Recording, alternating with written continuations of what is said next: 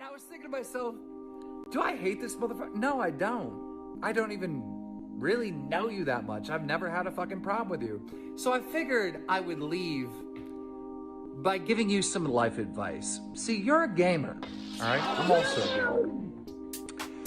And the thing is life, everything you fucking do in life is a game. I've beat the game. I beat the game. I used some money glitches, but I beat the game at life. You, Phil, you're still on mission 1 and you can't get anywhere and you're rage quitting and you're starting over and restarting and restarting. I mean, A decade ago, you were on stream begging for $20 and $10 donations so you could pay your rent. It's a decade later, you're begging for $10 and $20 to pay your rent. You're restarting mission 1. You're trying to use the same tactic over and over again, and you're dying, and you're having to restart the level. If you want to win at this game of life, you're gonna have to fucking do something different. Now, I know it's an ongoing thing with people telling you to go get a real job, but you probably need to get a real fucking job. But there's a deeper reason on why you hate me. Me and you have been doing YouTube for about the same amount of time, or gaming entertainment, whatever you want to say, for the same amount of time, and I'm retiring, all right? I'm retiring with fuck you money. Never have to fucking work again. And you, having the same career, you know, doing the same thing, you know, online entertainment stuff, you're still begging for $10 donations and $20 donations to pay your electric bill, to pay your fucking rent, all right? I get it. I'd hate me too.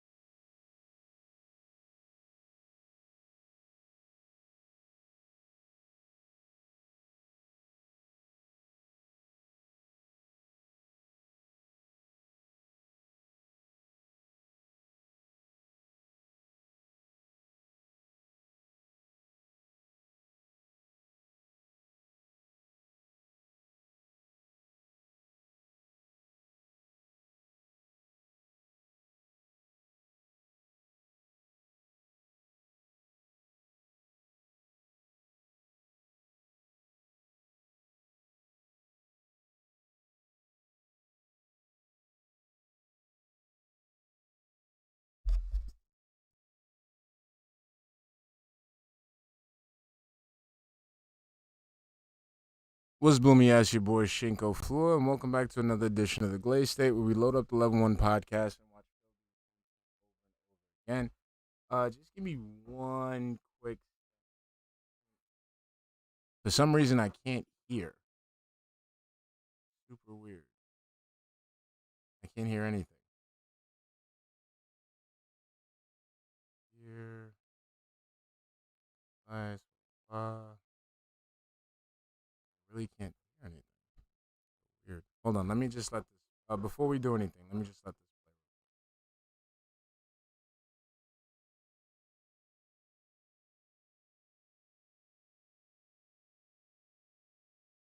This is literally just working. Hold on. Give me a minute.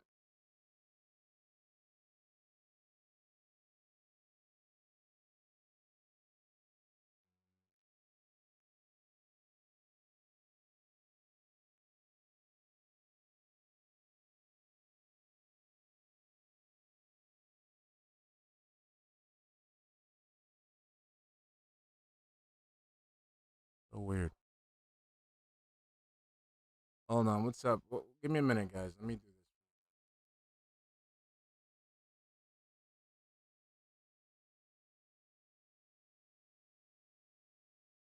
Nope. Still nothing. Hold on a minute. It's always a disaster.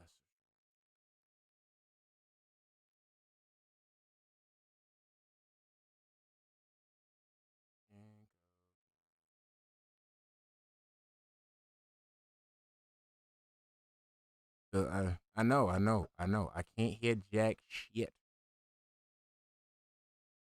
This is why I take time to start.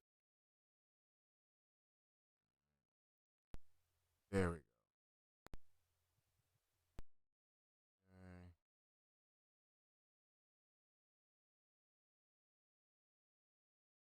There we go. Work.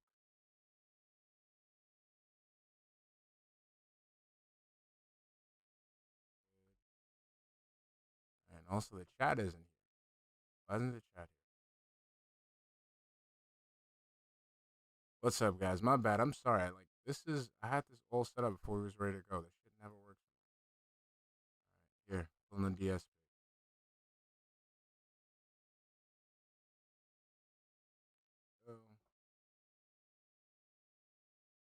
Bada bing, bada boom. There. What's up, guys? My bad. I am super boomer out. Right. Good. All right.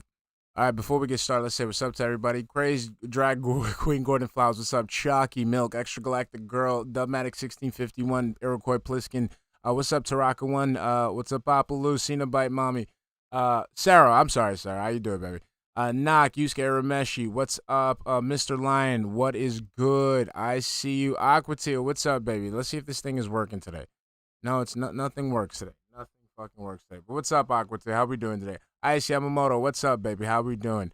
Let's see. Goat Lucci, I see you. Osfeld, Jesse Green, bro, please. EJ Real Eyes, what's up? Suburban High, how we doing? Brazen, Style of Beyond, how we doing? How we doing? No, I refuse to. I can't do it. I can't. That's what I do. Overnight Tip, what's up, baby? All right, so we've wasted so much time just getting into this. Let's just get into this. Let's see if this shit fucking works. Let me let this shit play.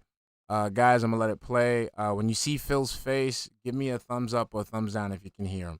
Because you should be able to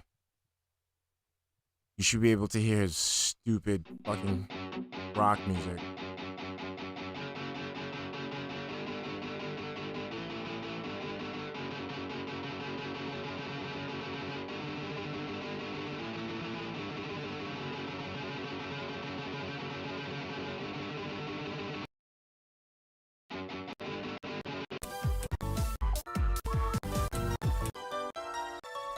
Good morning, everyone, and welcome to the show. I'm DSP, and this is the Level 1 podcast for Sunday, the 7th of January, 2024.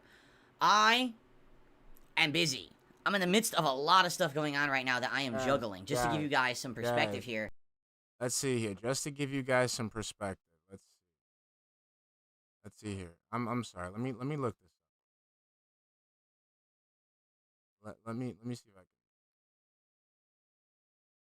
Let me look. Pig, go. We're going to do pig, go. All right. Let's give some perspective.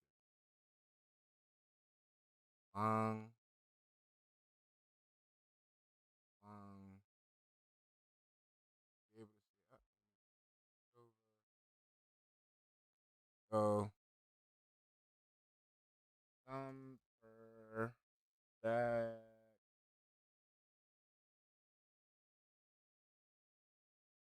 Okay, let's see. Just to give you some perspective here. Give you some perspective. Just to give you some perspective. Let's do that. Let's look that up. Give you some perspective. Okay, so let's see. Give you some how much like yo, Jesus Christ. Let's continue. Today is my weekly React day, where we do DSP versus the internet over on my React channel, DSP Reacts. So I got all that going on, setting that What's up, Will Sweat? How we doing, playlists, approving videos so that we can get that going for today.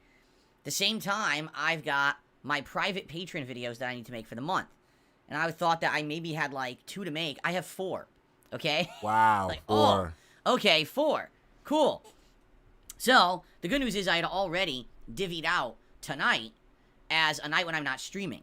The one night a month that I'm not going to stream because I need to do these private patron videos. I've got private reacts, I've got Q&A, I've got all kinds of stuff going on this month. And I'm like, oh, okay, well, this is good. Busy is good, don't get me wrong, I'm not complaining. But it's just that I got so much going on. You got to pass there. Right now, all at once, that it could be a little bit overwhelming.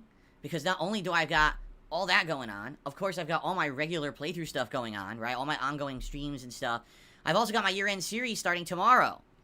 Yes, that's right. Tomorrow night on the late stream, it's going to be the most disappointing games of 2023 countdown, which means tonight, after I film all those private videos for patrons, I then have to set up my year-end series in OBS. I have to actually write my list. What are the most disappointing games of the year? How do I rank them? Why are they disappointing? Then I have to take videos of those games and put them into OBS so I can do that stream tomorrow night. I'm like, oh yeah, I have to do all that tonight. Wow. Yes, that's the only thing you have to do. Wow. Like, you just have to point and click and drag and drop. That's it. Point, click, drag, drop. That's not hard. Oh, by the way, I'm currently working a lot on the DSP throwback channel. I'm taking in all of your feedback. I'm watching the videos myself to formulate an opinion about their quality. And we're going to talk a lot about that on the show today. Shouldn't you have done that before you uploaded them?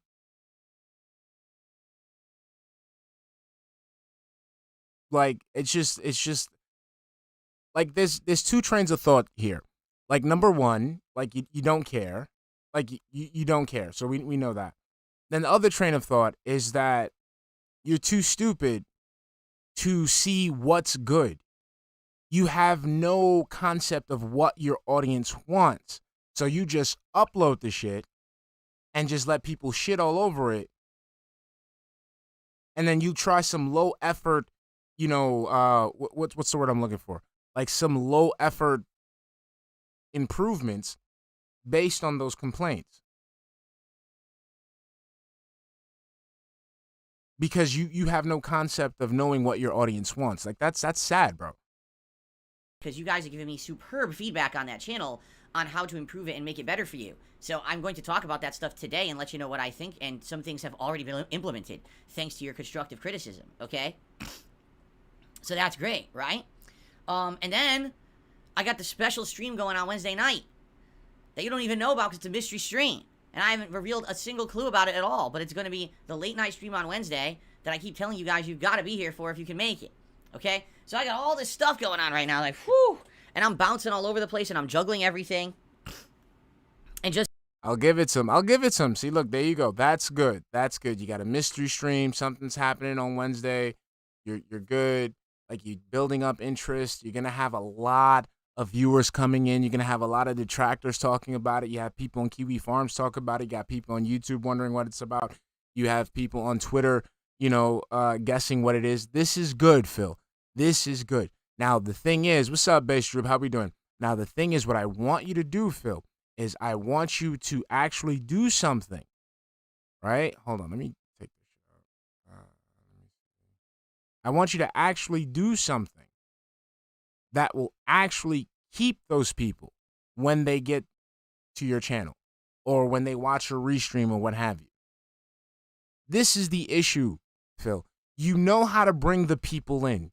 You understand the concept of salesmanship. You understand the concept of understand the concept of hype, of marketing. But that's it.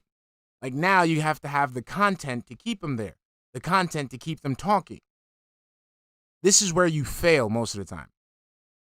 So you guys know, in addition to all that, of course. Oh yeah, it was good, Jesse. We was chilling. Stuff that's going on behind the scenes and stuff like that. So if you're in a situation where normally you would reach out to me to talk to me, or maybe you would leave a comment on a video and you would hope for a reply or a response, or, and you don't get it right away, right? If you email me and I don't respond or whatever, there's a good reason why. It's because right now I am juggling quite a lot, okay? The good news is it's all good stuff. Like, there's not a single bad thing in all that stuff I just described. I mean, cool. As long as it's all positive, good things for the channels, for the content, for the viewership, for everyone around here, I'm happy, right? You don't hear me bitching. I'm not bitching. Do your thing, Phil. Go ahead. As long as you're not out there fucking begging people for money, it is what it is. I'd rather you do these things than, sit there and beg and manipulate people for money. Busy is good. And usually in January, it's the opposite. Usually in January, it's very slow. And there's not much going on whatsoever. So basically, this is the complete polar opposite of how a new year usually starts for me. It'd be great if this is a pattern. Hey, I'd love to hit the ground running every year with exciting projects and new things launching and going on. I guess we'll see. But I'm very excited for the coming year because of all this stuff that's happening. All right? Okay. So, thank you all. Please, I would ask for a little bit of your patience. because in the next, week to few weeks, as I'm juggling all of this stuff at the same time, there may be mistakes made, there may be things forgotten, I may be late, there may be things going on, and if all that happens, I hope that you guys will be understanding and let me know about things that are maybe messed up. If I make a typo in a video, if I'm forgetting to do something that I said I was going to do, I need your help on that. Not only am I juggling a million things at once, I'm getting older, right? As I'm getting older, you get a little more absent-minded when you're trying to do 15 things at once, okay? So you can't even do 2 things at the same time, so we know you're not doing 15 things at once. Thank you for understanding, and let's start at the beginning today. Again, with so much going on, let's just quickly recap. Yesterday, so FYI, if you like the content, if you want to support, okay? So yesterday was Saturday, and on Saturday, we swung back towards the other playthroughs that I'm doing. So no Baldur's Gate, and some people are like, oh my god, there's no Baldur's Gate. I'm like, yeah, I'm not just playing Baldur's Gate. I guess in some people's minds, that's literally the only playthrough I'm doing. And don't get me wrong, I love it. But in reality, I've been out playing Baldur's Gate like 36, 38 hours or something like that, and the viewership has dropped off a big time. Like, some of those videos in 24 hours barely get 300 views. Actually, I'm getting more attendance on my Resident Evil content, right?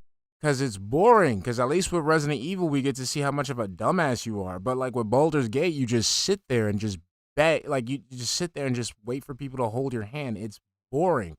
Right now than I am on Baldur's Gate 3. Not to say that that's going to affect anything. I love Baldur's Gate 3. I'm going to keep playing it with you guys. But I kind of knew this would happen with a lengthy RPG. The attention dwindles over time. It's to be expected. And especially a game like this is what I was kind of getting at back in the fall, when people were really screaming at me to play Baldur's Gate 3 when it was a new release. I was like, you understand this game's like hundreds of hours long. By the time we reach hour 40, most people have left. You expect me to now be playing hours 40 to 60 to 80 of this game during the busy gaming season when I'm supposed to be juggling all the other new games? It would never work. By playing it now, it's working well. Alright, so FYI, I will continue to play Baldur's Gate 3 and alternate it with other games. But yesterday, it was Resident Evil 0 Remastered. Continuing on, it was only my second session of the game. Man, this one's rough. Like, this game, playing it on hard, like you guys wanted me to, because I played it on hard 8 years ago, this is one of the toughest, most tedious, most stingy Resident Evil games in history. The ammo is so scarce, and on hard, even shooting grenades at standard zombies barely hurts them. There's a room full of zombies. I had to use 5 grenades to kill like 2 zombies. They just walk right through it like tanks. They don't even care. So, wow. That's insanity. It was funny because I went to a room yesterday, and it was a puzzle with a bunch of like locking gates. And there's some acid ammo for the grenade launcher on the floor, and conveniently, thank goodness, I had the grenade launcher on me. I go to grab a key. All of a sudden, 2 hunters spawn. It's the first hunters in the game. I was like, well, good thing they gave me the acid ammo. I launch it. I load it. I just go launch, launch, launch, launch. It took like 5, 6 acid grenades. I killed the 2 hunters. They never hit me. But I was like, dude, if I didn't have the grenade launcher on me to use that ammo, that was game over. Like, there's no way to even survive that. Like, you need to, like, know everything, and it all has to, like, align perfectly in that game for you to survive. Like, wow, it's tough. Now, don't get me wrong. I'm not complaining that I'm not having fun. I am. You guys know I love classic survival horror. I got you, The Jockey. only real things that are different in this game from the classics are the visuals are improved, right? They upscaled them. And the controls, the movement, are more modernized. Okay? The actual gunplay and everything is still outdated. The whole inventory management, very outdated and tedious. But the movement, you just aim where you want to go with your thumbstick and it walks. It's not the classic tank control that it used to be. Remember, it used to be, you're like on a weird pole up your ass, so you're spinning like a tank. And if you want to walk forward, you have to like hold the button and push forward to move. Yeah. Okay. That didn't sound gay at all. Walk forward. So they removed that. It's at least more modernized movement, but everything else is frustrating. 3 more hours in, we basically cleared out most of the mansion in the game, and then you end up going to this underground area. It's hilarious. They called it the basement. It's like the basement. It's like a dungeon down there. There's torture devices. There's mutant monkeys. Yo, do you guys hear like a wheezing? Like, I hear like a wheezing coming out of him. There's insane spiders spitting acid at you. How can you say that's the basement? I hate to see the attic. Like, is it? I don't know if it's like the because the video's sped up, but like I hear like a wheezing. You go up there, like, what the hell's up in the attic? Space aliens, right? Hey, what's up, everyone? How you doing, baby? So we're going through there, and we're at a point now in the game where I think we're going to reach our first holy shit, I need to get lucky moment. Because now I'm starting to remember this game from 8 years ago. And I distinctly remember there were points in the playthrough where I either had no healing or no ammo. And I was surrounded by enemies. Okay? And that's a problem. This game swarms you with enemies at times with no real viable ways to get away. By the way, there's no dodge mechanic. It's not like you can like juke and dodge through the enemies. You know, this isn't Resident Evil 2 Remake or anything. You've just got to get lucky. So, I'm in a situation where I got both of my teammates in a save room with zero healing whatsoever. None. Right. And right outside the save room, there is an army of mutant killer monkeys. Okay? I have very limited ammo. Not enough likely to kill the monkeys. We got to get through this room and start rolling after killing yourself. So I gotta skip this. For purposes, I've told you guys this before. Back in the day, before I was a full-time live streamer and I was always on camera, I frequently cheated. And what I mean by that is I frequently look shit up. All the time. You still do. And you guys just didn't know it. Whenever I wasn't You got called out for it multiple times. Even now. on camera, Yeah, we just sped right into a lie. playthrough where I wasn't on camera, there was potential that I looked stuff up to know what was happening or coming so that I could continue on with the playthrough. Bro, I saw the fucking clip where the fucking game crashed and it had a whole page open with the guide. Now, of course, you guys wouldn't know that, nor would I tell you, but there Phil, this is mental illness. were definitely situations where I was in tougher What's up, playthroughs, Subject 117M? RPGs, where you don't know what to do, games that are very difficult like Phil, you got caught on camera. this, where I would look stuff up, okay? Today, I don't do that. I'm You, live on stream. How could I look stuff up, right? I'm my mans, you literally tell us about how you watch other content creators on your day off. Bruh. We need one for this. Hold on. Nah, we need one for this. This is mental illness. Psycho niggas. Bruh. And he's like going hard, like you would never know. We saw you. It's recorded. completely different kind of content that I make today. So in that regard, you know, it's all about us interacting. And you basically, if I got stuck in Resident Evil 0, I'm sure you guys would give me tips on, gee, how do you do this or that? But yeah, it's funny because now people in chat are like, wait, what? I told you guys this a million times, and I even showed you that back in the day, I owned strategy guides. Like, I've shown you the strategy guides when we went We caught you using them. through the closet and stuff. I used to go to GameStop, buy the games, and buy the strategy guide along with the games. And use that with my playthrough. You guys wouldn't know that, but I would, so that way I could get through the games, or else I would have gotten stuck in a lot of games over the years. I find it hilarious that some people are like, oh, I didn't know that. I've talked about this a million times, especially when I did these retrospectives and stuff. I've told you, yeah, that back in the day, that was very common. It wasn't until Just so you know, so if you're watching for the first time, this man is outright lying. He has been caught using guides, okay? And even during certain playthroughs, during certain times where he's playing a game, on his day off, the day after, he would let us know that he had looked up what to do. He had done research. He had looked up other content creators that were playing the exact same game. He's admitted this. Still, this is mental illness. I became a Sizzy, full-time what's good, streamer in baby? 2017, Marvin, I so see 7 years you. ago now, that I changed my content style to now it's 100% on the fly, genuine, but it's reliant on interaction with you. You see? Translation, I don't have to look up guides when you guys could just tell me what to do. Very different. Baldwin says, I just consider that normal gamer behavior. Well, yeah, you gotta realize, you know, especially when you're a content creator, right? And you're performing publicly. People are expecting a certain thing What's from up, you. Garden They want Rabbit? you to How you beat the doing, game, baby? right? More people want me to beat Resident Evil 0 than just have the playthrough get soft locked.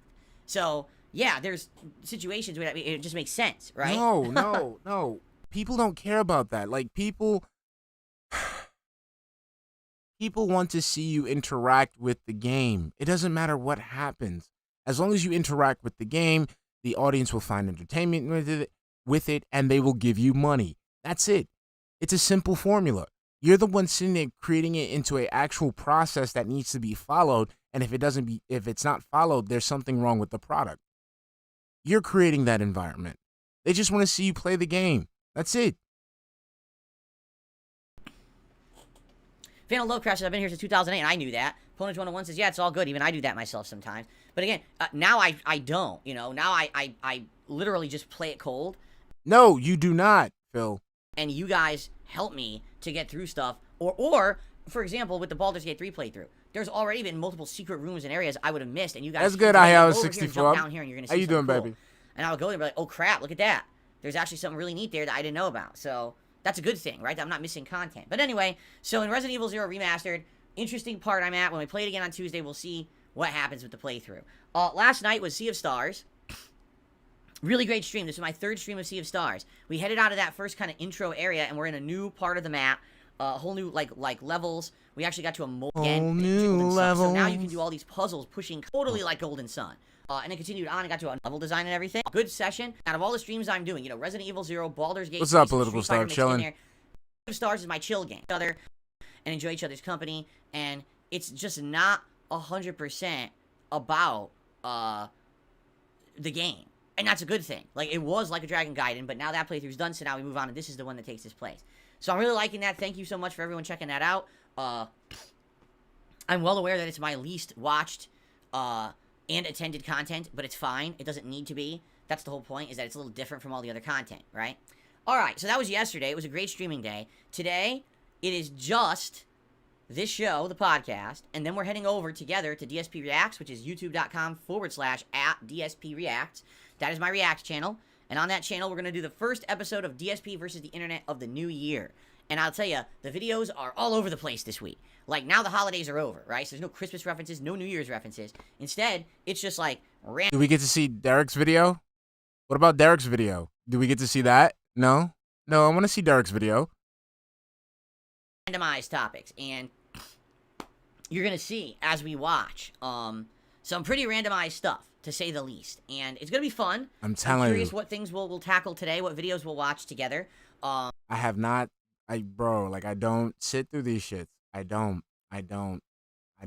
even bother. I don't sit through these shits. I think there's like 9 Ultra member videos, and then over 30, once again, standard member videos to go through, and will we get through all of them or not? I don't know. But, no. Dreamlink, this is from yesterday. This is yesterday's Glaze State. Yeah, when I do them in the morning, it's always from the day before. So there you go. Yeah, sorry about that. So I'm excited for that. Tonight, no late stream.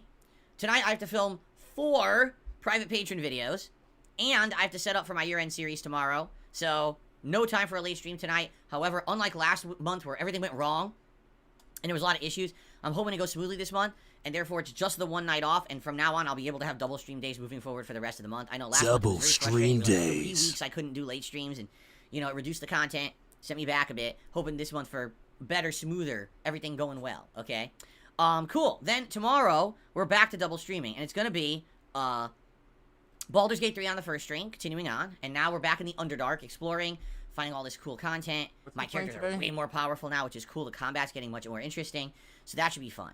And then tomorrow night, it is the beginning of my year-end series. It's the most disappointing games of 2023 countdown. All right, watching that. This is not the worst games of the year.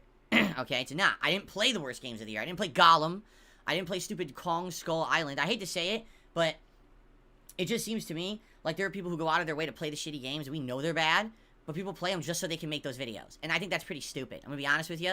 You know, there was a time when it was fun to play every game to say, oh, I played the worst ones and here they are. Now it just seems everyone wants to play the memeable bad game so they can make that video and claim, oh, look, the worst game of the year. I think that's incredibly cliche and stupid.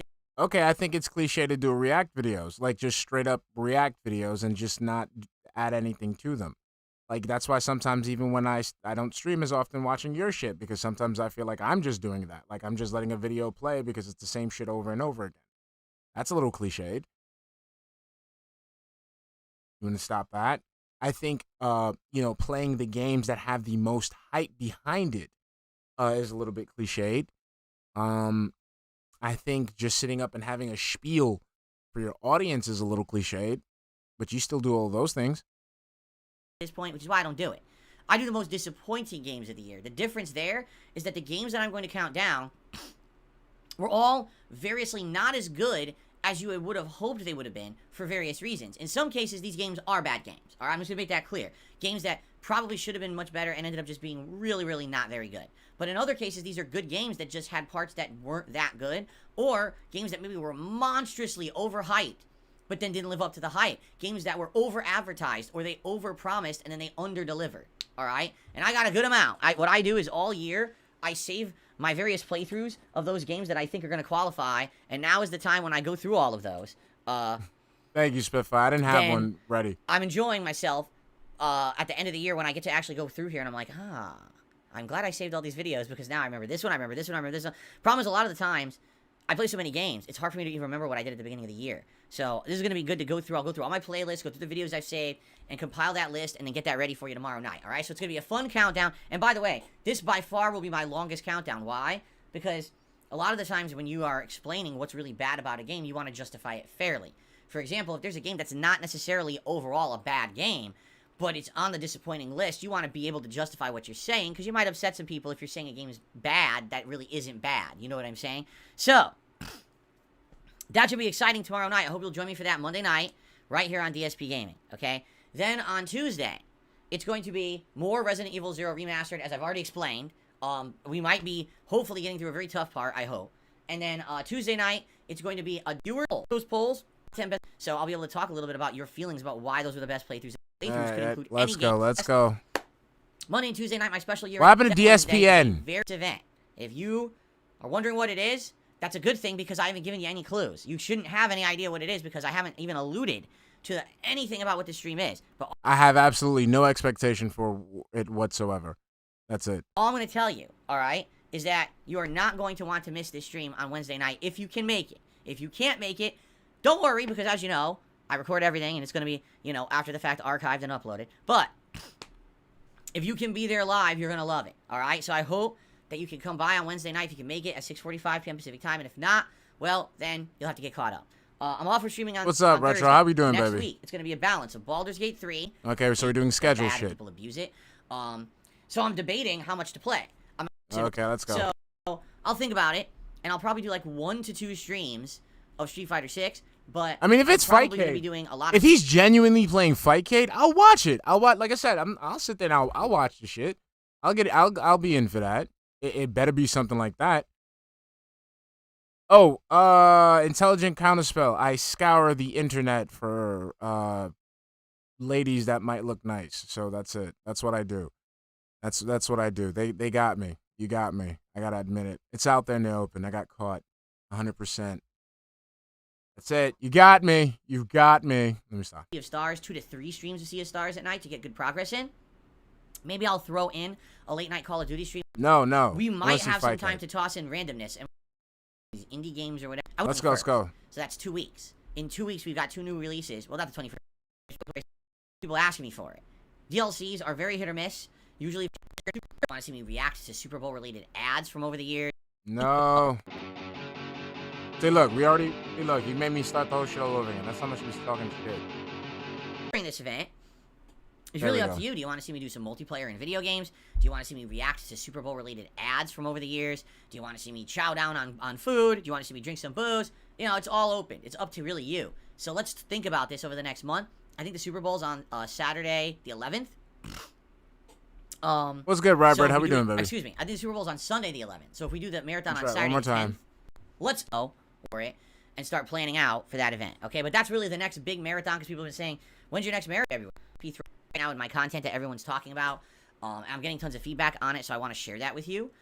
So for those who don't know, I don't know how you wouldn't know unless you haven't tuned into my content all week. I rebranded my own channel, my old channel. Holy moly! Seriously, I just got gifted 50 memberships. 50 memberships just got gifted to the channel. Wow! Woo! Nikita, Yeah. thank you for gifting 50 memberships to the Yeah. channel. There's so many, I don't think I can even call out these names.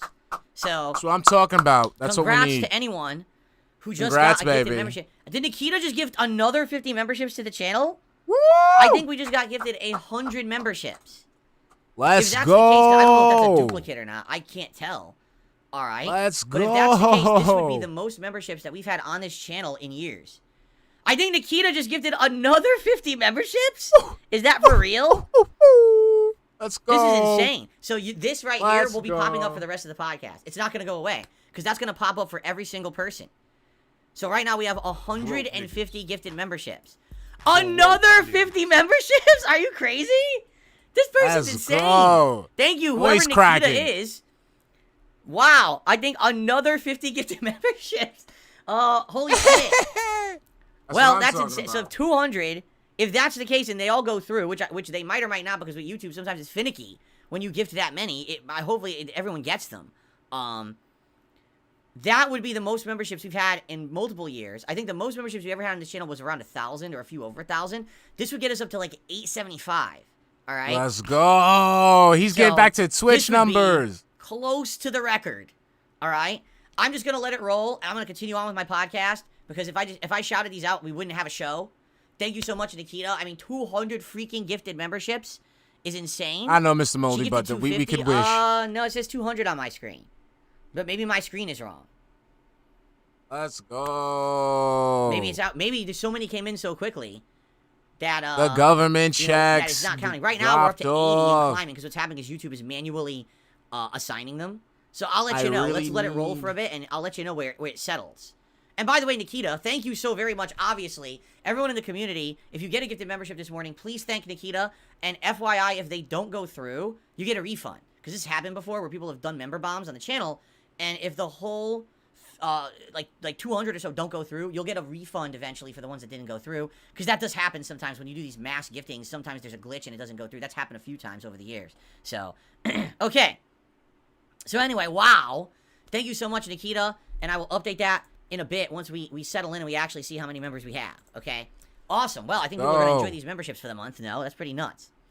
Okay, now let's talk about DSP throwback. So for those who don't know, all right, the DSP Throwback channel is a relaunch of my old channel, KO Gaming. That channel used to be for edited style content, and I used it for a year over 2016. But then YouTube demonetized it, which was baloney. I don't know why they did it. They never justified why they did. I mean, I've never heard of a Nikita, but there's somebody called Nikita Gamers. Oh, here we go. Hold on. Continue. So I'm just updating my stream deck because this shit is like, I need this shit. I can't even. I gotta update. Okay, so I see a Nikita Gamers here. If we go back, I see Nikita Gamers. Nikita Gamers 64, Nikita Gamers. Then there's a Nikitaka. Then there's a Nikita for the Fallout playthrough. There's a Nikita in the Mass Effect 3. Oh, hold on. This is not even showing up. Hold on. There we go, guys. Like 92 results for Nikita. There's Nikita Gamers 64, Nikita Gamers. And there's Nikita. Thank you for this very generous super chat. There we go.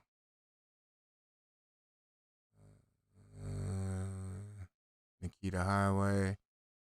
30 hence Nikita. Hold on, let me see if I get this thing working.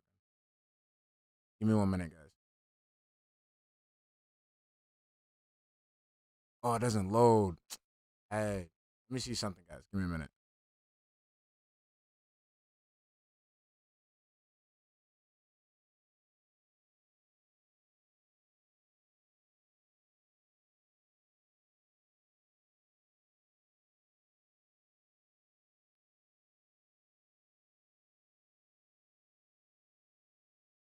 Come on. Go by 5 seconds.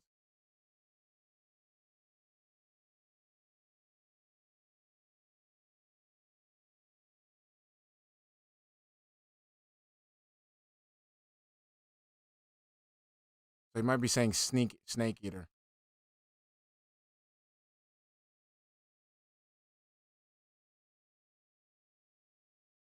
Okay. They might be. Okay, he might be saying whatchamacallit? Snake eater. But 92. Yeah. I'm just saying. And so I messed up. Sorry. That was my fault. Boomer, I clicked the wrong thing.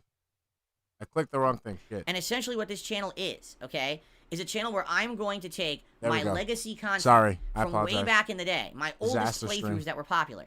And number one, if those playthroughs have been lost to time, I want to re-upload them, but present them in a manner that now is digestible for the modern audience. Meaning longer parts, upscaled video, cleaned up audio, proper playlists, proper thumbnails, and proper descriptions, so everyone knows what it is and can watch it on demand as if it were a standard playthrough of mine. Now, obviously, one thing that's not going to change is the commentary. And the commentary over there is very different because this is from like 14 years ago. Back then, YouTube was a different place. I was a different kind of person and creator. I was essentially making content for teenagers. So it was very irreverent, very immature. So you were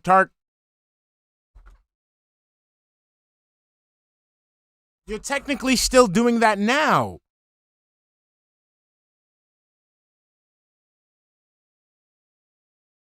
Dude, like, again, like, now you wonder why people think you're some kind of weirdo.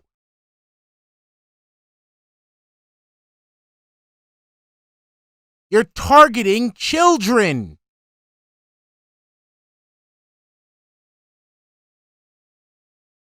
And you thought that saying racist and sexual commentary was a good thing to shovel to your teenage audience.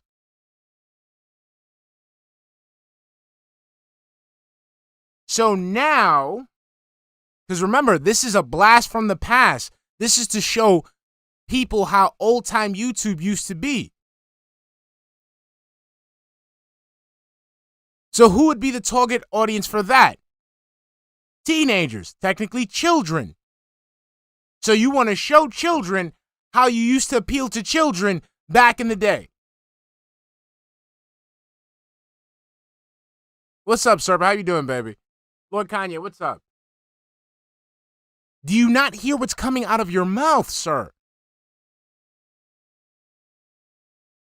All right, this is just because you say it gets better. Let me using language that I definitely would not be using today. All right, in fact, Uncle Vaz, what's up, baby? Last night I went back and I watched some of the parts of Final Fantasy 13 that are live on this channel. By the way, you can find it at youtube.com/@DSP throwback. Okay, that's how you can find the channel.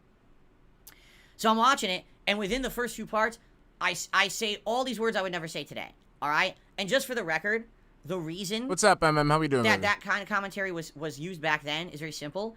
I came from the Street Fighter community, and in the FGC or Street Fighter community back then, language was ridiculous. Okay. You know, it really felt... That was a fringe community, and I kind of like this. Let me, you know what, Sizzy, I'm going to let this, because Sizzy wants me to let this play out, so I'm going to let this play out. Like a good old boys club, like a rite of passage was to basically be verbally abused. Like, it was just part of that, okay? Words were thrown around, and the thing was, no one took offense when these words were used. Today, you use those words just in public. People are like, what's wrong with you? Like, do you have problems? Like, why are you saying these awful things? But back then, it was just common language that was used, okay? One word, I will just say this right up front, something that I feel awful about, okay? Back then, the word rape was literally used not to mean what it actually means, but it basically meant, like, being destroyed in a fighting game, okay? So you would say, oh, so-and-so got in a fighting game if they got, like, double perfected. And you would use that all the time. That was a common word to be used in the fighting game community. All right? So now I go back and I watch my old videos and I'm like, why did I just casually drop that word in the middle of the video? It's like out of place. You watch it in 2023, 2024 actually. You're like, that's so out of place. Why? It doesn't even make sense in the context of what's going on in the video. Okay, let me just pause you. Let me pause it right there. Number one, sir, it's that type of language was never okay. So if that type of language was used, it was used in a hostile fashion. That's why it was used in the FGC. You seem to misunderstand that the FGC is a fringe group, and outside of that fringe group, where the rest of the normal people live, they would not use that language. So now you're saying that the reason why you used to speak like that when you were outside in the FGC, broadcasting to children, was because you were using that type of language in a fringe group. That makes no sense. That makes no sense.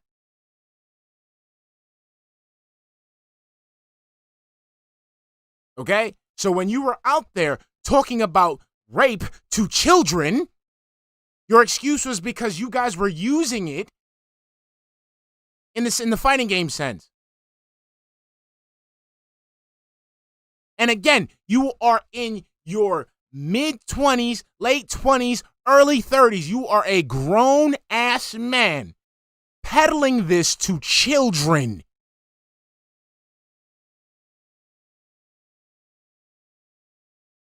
That's not okay. You're sitting there saying that you are saying these things because it was cool to say in a little inner circle. And you thought that that would be okay to give to your childlike audience. This is why I have a problem with this man. This man is a creep towards children.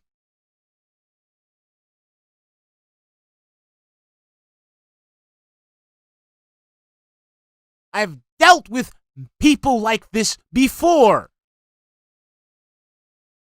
who have this weird inclination towards children.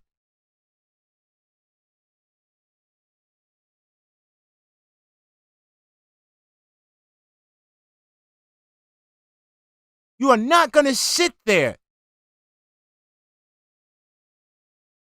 and tell me, and like, just watch this guy. This guy's literally telling us his weird behavior towards children.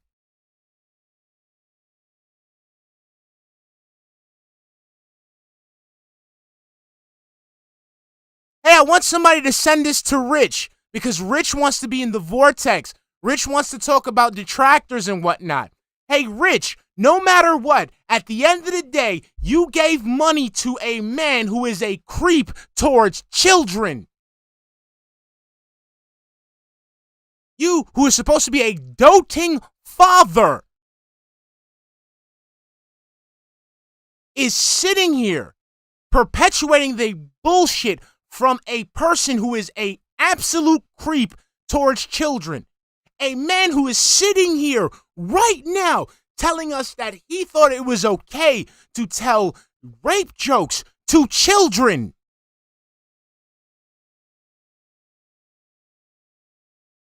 That's your man's. Video. You're like, why would someone use that word? It just seems like very insensitive, right? But that's because we're looking at it through a modern lens. 14 years ago, that was common language. No, 14 years ago, it was not common language.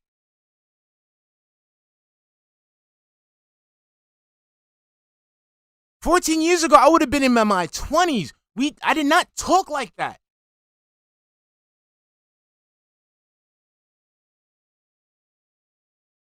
It would probably come up on a real off-color joke where, someone would get like 3 chuckles and be like, ho, ho, ho. But no, that wasn't normal conversation back then. I mean, maybe for you, because again, you had limited experience in the real world. Thanks for giving us another display of that. But those things were never funny.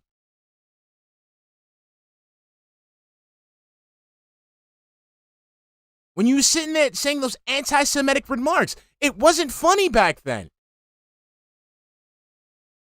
People still got in trouble for shit like that, even before you.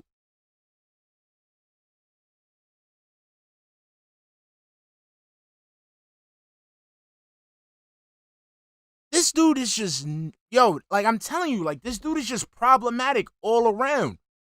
Used in various communities, and that's the community I was coming from, all right? So there's definitely words that are deemed offensive, right?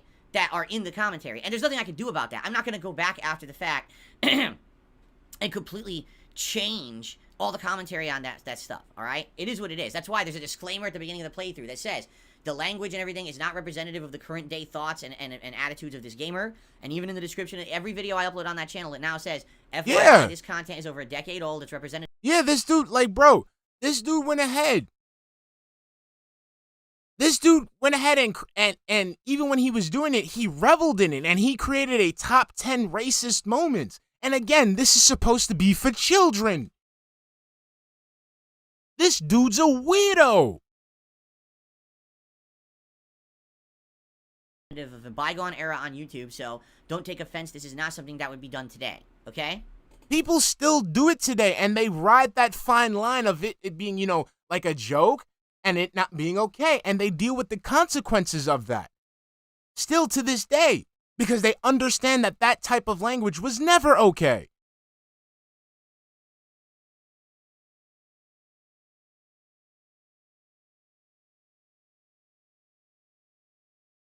Hold on. Where's this video? I gotta put this in here, man. I gotta put this in here. I'm gonna play this shit every single time. There's this clip. There's this clip that I want to play, and I want this to be. I'm gonna have to replace a clip on it. I'm gonna replace one of these sound bites that I got here. But this dude really has avoidant personality like disorder. Like I just, wow, man. So, basically, the content on that channel is supposed to be old content that's been lost to time. Or, on the flip side of that, some content that I used to do back in the day between the years of 2008 and 2010 before I made this channel, DSP Gaming, basically no one even knows it exists. It used to be on my original channel called darksydephil on YouTube. I stopped using that channel in 2010 and haven't used it since. So there's like 2 years of content on there, full playthroughs, some of my oldest classic playthroughs, but they look awful. These playthroughs were using a camera pointing at a TV. They absolutely looked terrible. Awful, okay? And the audio, in some cases, so washed out. So, it was mono audio, not stereo because it was a camera. And it sounds like I'm in a cave. It sounds like I'm inside of a tin can, inside of a closet, inside of a giant echoing room, inside of a cave. That's what it sounds like. So it's like, you know, people liked that back then because they said, oh, that content looks more genuine. It's like you're sitting next to your friend in a living room playing a video game. But today you watch it back, you're like, oh, the visuals look terrible. I can't even hear what he's saying half the time. You know what I'm saying? So, the point of DSP Throwback is, number one, for posterity purposes, to represent content that's been lost. My Final Fantasy 13... So Irie1 says, Phil never grew up past what I imagine 12-year-old schoolboy locker room talk. Maybe the men here can confirm. He's never bypassed that.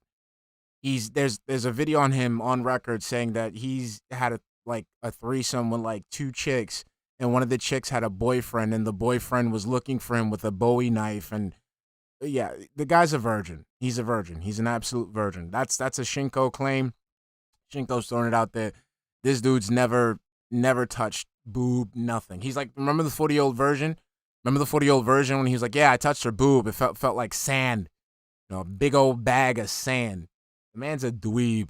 Playthrough, my Red Dead Redemption playthrough, my LA Noire playthrough, and a bunch of vlogs and series from back in the day that are not visible anywhere in their full entirety on the internet will now be represented as new content. Okay? There you go. Number 2, it could also be a way to present remastered content from my original channels.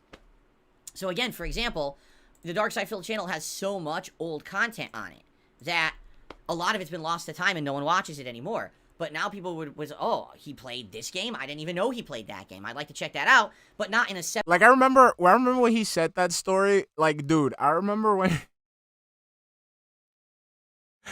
he said that story, and I started cringing so fucking hard because, like, it reminded me when I was, like, fucking, like, 11, and I was, like, fucking talking about, like I was lying to my friends about, like, I made out with some chick, and it just sounded... Dude, but the thing is, I was fucking 11. This dude was like a teenager, like fucking early 20s or something. Like, I was 11. 11. And I'm sitting there watching this fucking developed individual sit there and talk like that. And I'm saying, like, damn, that's how it must have sounded like when I was fucking 11, bro. Like, Jesus fucking Christ. Oh. 27! 27! Jesus Christ, bro. 20 fucking 7. Get out of here. Get out of here. Oh. 700-part playthrough that sounds terrible and looks like shit. So re-editing these videos, running them through upscaling, running them through an editor that'll combine 3 parts into one, so now it's a 30-minute video instead of a 9-minute video, a 10-minute video, and a 12-minute video, right? All these things are key. So that's the idea This man peaked in kindergarten. Shit. I have for that channel, all right? So a few days ago, we relaunched it with part 1 of Final Fantasy 13, okay? And then every day I've been releasing one new video. We had part 2 on Friday, part 3 yesterday, Saturday, and this morning at 10 a.m., part 4 went live. So now there's 2 hours of the Final Fantasy 13 playthrough now live and visible on the channel, okay? Now, what I wanted was feedback. What do you guys think of these videos? What are your suggestions for improvement? What do you think should happen? All right, here's the feedback. I want to share some of this feedback with you because I think this feedback is very, very important to pay attention to and to respond to. It's constructive criticism. By the way, tons of negative idiots over there, and I've ignored them all, but the constructive criticism has been off the charts. So thank you for that. Off the charts, okay? Yeah. So, number one, people are just happy to see this content back. They really are. Suck my dick. Fuck out of here. Like, let's do this. Let's do this. We found it. We got the goods. Big ups to Blooper. Blooper's always sexy. Blooper's always sexy. Blooper always comes with the goods. Let's see it. Let's see. Come on. Come on, give it to me. Hold on. Hold on. No, no. No.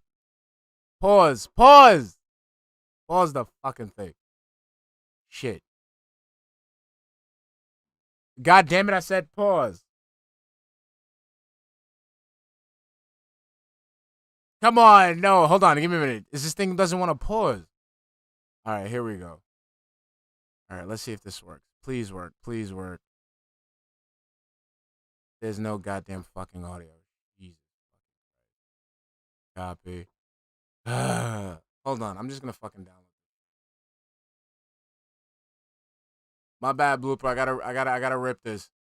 I gotta rip this. I'm gonna let this play because we gotta listen to this story. Like, wow, this is a lost playthrough. I remember it from back in the day, and now to be able to watch it back in a modern setting with this, new improvements and editing is great, okay? But some people have some suggestions and issues. Number one, these videos are upscaled to up to 1440p resolution. They started off, originally it was supposed to be 720p with the digital cameras I had, but it really wasn't. These were fuzzy videos, not clear at all, because I was a camera pointed at a TV with focus issues and things like that. Lighting issues, exposure issues. So, upscaling the videos, they look very different, okay, for sure. They look more clear, but some things look a little weird, admittedly. Frame rate. These videos originally were recorded at 30 frames, but weren't 30 frames. They were somewhere in the 20s, I believe. Again, because my camera wasn't really capturing a real 30-frame frame rate. By upscaling these videos to 60 frames, using AI, some scenes look amazing. Like, mind-numbingly good. You're watching the cutscenes, or you're watching some of the combat, and it blows you away. Like, what the hell? This game looks like almost direct capture 60 frames. This looks so good. But there are definitely certain situations that's causing what's called ghosting. For those who don't know, ghosting is when there's motion on your screen. Motion on your screen? There's an issue with the bitrate, or there's an issue with, in this case, AI trying to create artificial frames that don't exist. It creates a ghost effect. My man, right bro, now, hold up. Imagine if I was moving this. Hold up, my mans. Can you stop proving to us that you just read Twitter all day for once, for fucking once? This is what I mean, ladies and gentlemen. So what he does is he puts the shit out, lets everybody shit all over it, so he can go ahead and comb the criticism and then try to regurgitate it as if he knows what the fuck he's talking about. Jesus Christ, Phil, come on, man.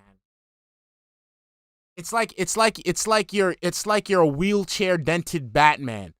Like, you need prep time to get your shit going. Like, stop. Just stop. Stop it. This is why we're about to make fun of you right now, because you're freaking making up sex stories with freaking making up sex stories with fucking fake ass threesomes and shit. Let's see if we got it here. Here we go. Okay, here we go. Let me pause this. Sorry about that. Give me 1 minute. Put that there. All right. Let me lock this in. All right. Here we go. Let's put that right there. No. Put it right there. You don't want to do it. Right there. Okay. Right there. All right. So let's get this media source. Let's mute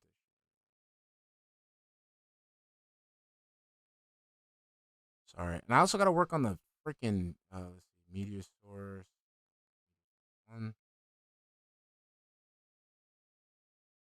Can't get media. Oh, it's media source 3. All right, here we go. Sorry. Now we should be able to hear it. Gaming? Just shit that's happened to me. There we go. I almost got kicked out of college. This That's just fun. What happened? Well, that's a long story, but it's a good story. You got time, Want man. to hear it? You got nothing but time. All right. Sorry. No worries. they set his ass up for this one. Just walk around for this one. Yeah. They set his ass up for Basically, in this one. college, my room was the party room because me and my roommate both got scholarships to college. So our room was like at the corner of the dorm. So we had our own bathroom, like a huge closet. It was like the best room in the whole fucking dorm. So we had parties every day. And You had the best room, so they had parties all the time. Everybody was coming through. You know, Phil was the main fucking character. well, one party, this girl had come and she already had a boyfriend, yada, yada, yada. I messed around with her, whatever. A week after that, we had another party and she came again. So we're having a party and we had so much liquor. It was like ridiculous. We must have had a whole fridge full of beers, which must have been like 3 or 4 30-packs. We had handles of anything you could think of, tequila, vodka. I mean, it was ridiculous. And everyone in the dorm was there. So some idiot gets the idea that they want to smoke, too. Now, it's one thing to have that much alcohol, but then mixing it, herb, yeah. you know, it's really pushing it. So someone goes, gets...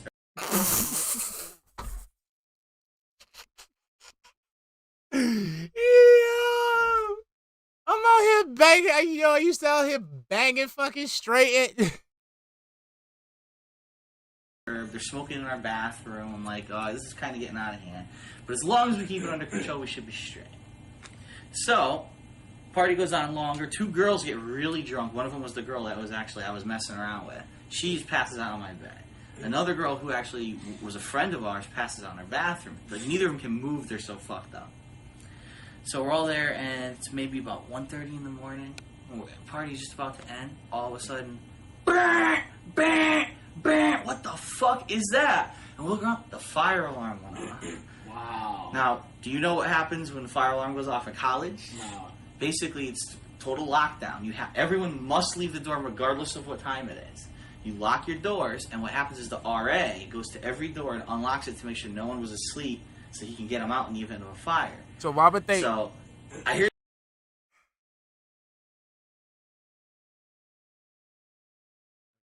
the alarm go off. I go, oh shit, and I get up and I'm like, we have to get everyone out.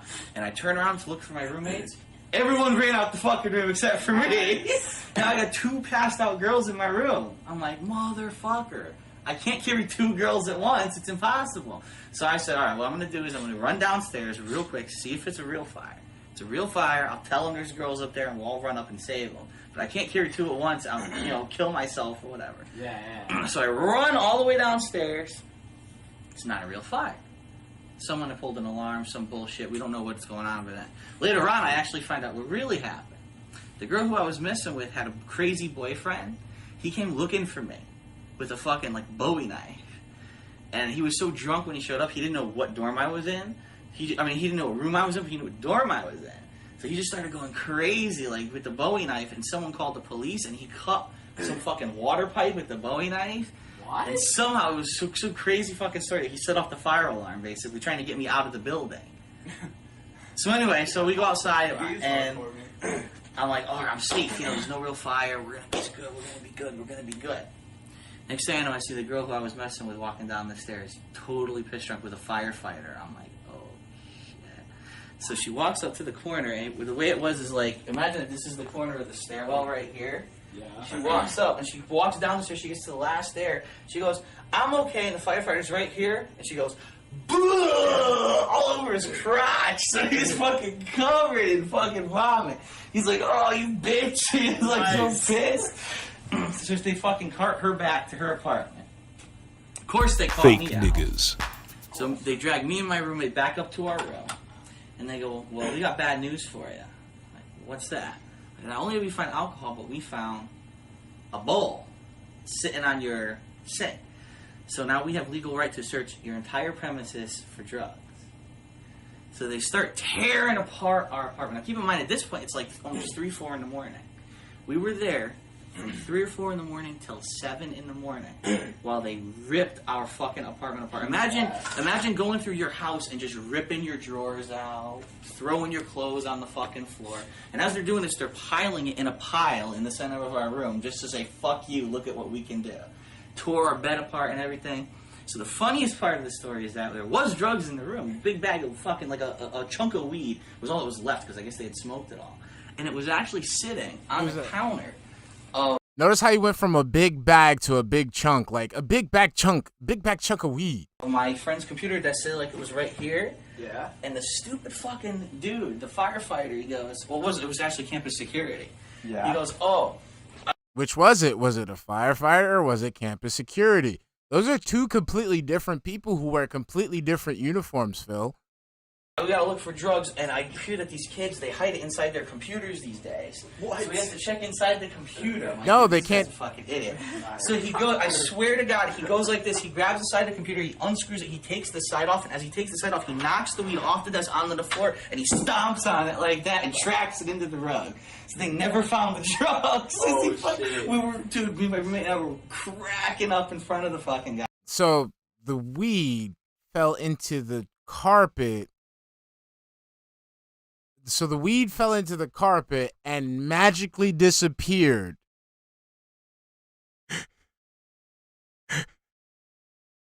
So the guy had the weed. So that he goes and he's like, nah, they find it in the computer. It falls off into the carpet. You step into it and it just disappeared. Okie dokie. He's such a fucking idiot.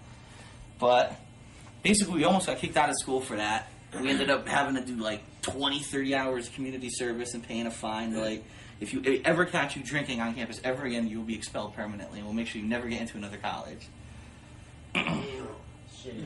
So needless to say, I moved off campus next semester. I commuted for the rest of my college career.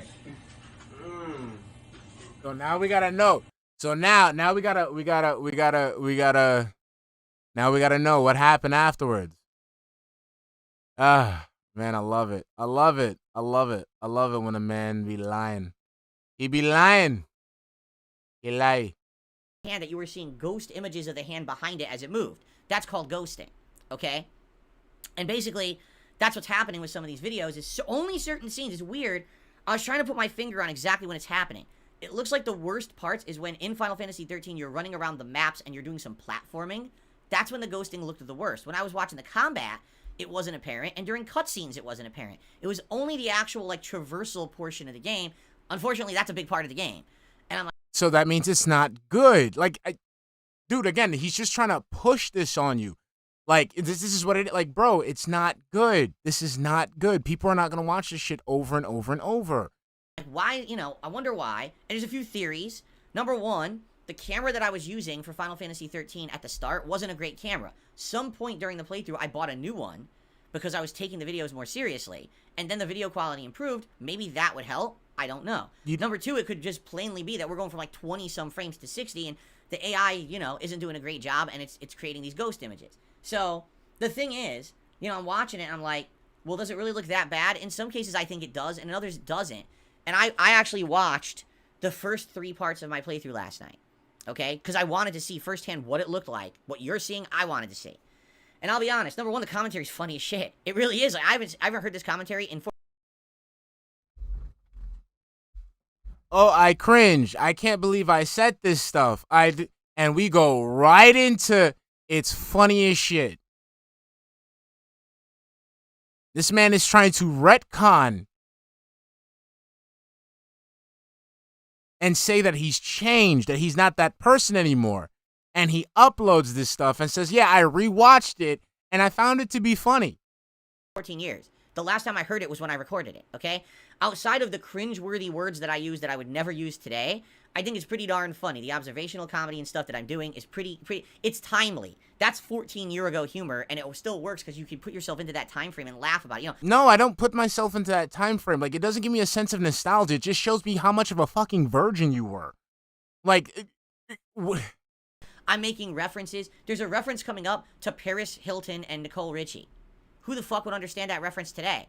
Paris Hilton, they know who Paris Hilton is because of the reference that you're making. Just because of the same reference, the same reason that you're making that reference is the same reason that these people would know those people today. Like, Phil, again, you're showing people how you're stuck in a certain world. You're stuck in a certain position and you don't know, like, you think that everyone's like you.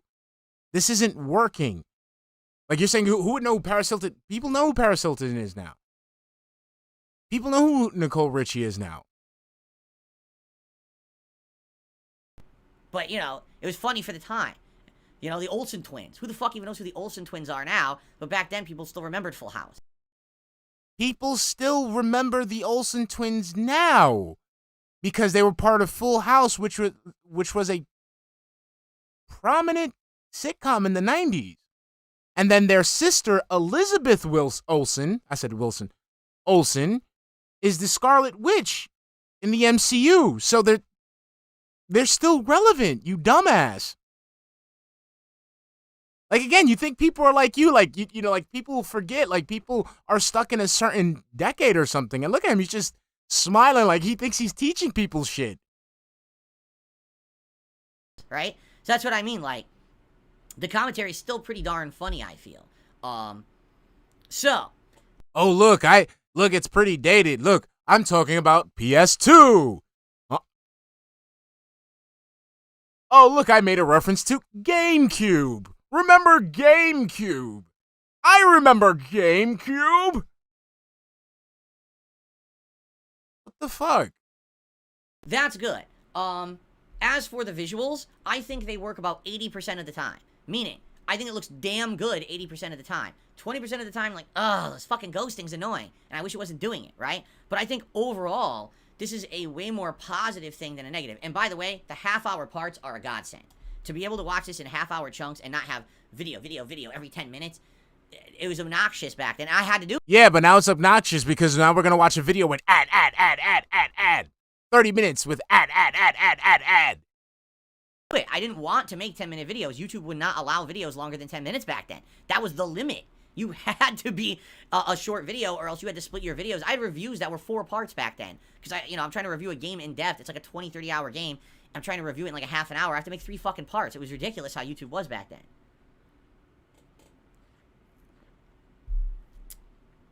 So, overall, I think it looks great. And overall, I'm pleased with the way that it's now presented, okay? That's my take on it. But the ghosting is definitely an issue. I agree with people on that. The ghosting is like if the ghosting didn't exist, I think the videos would be perfect. Like, that's the one thing. And the thing is, if you're going to upscale to a higher frame rate, you can't really get away from the ghosting. I think it's just going to happen, and there's no real way around it, sadly. So, I guess it is what it is. Like, the ghosting is there, and I can't really stop that, right? So there you go.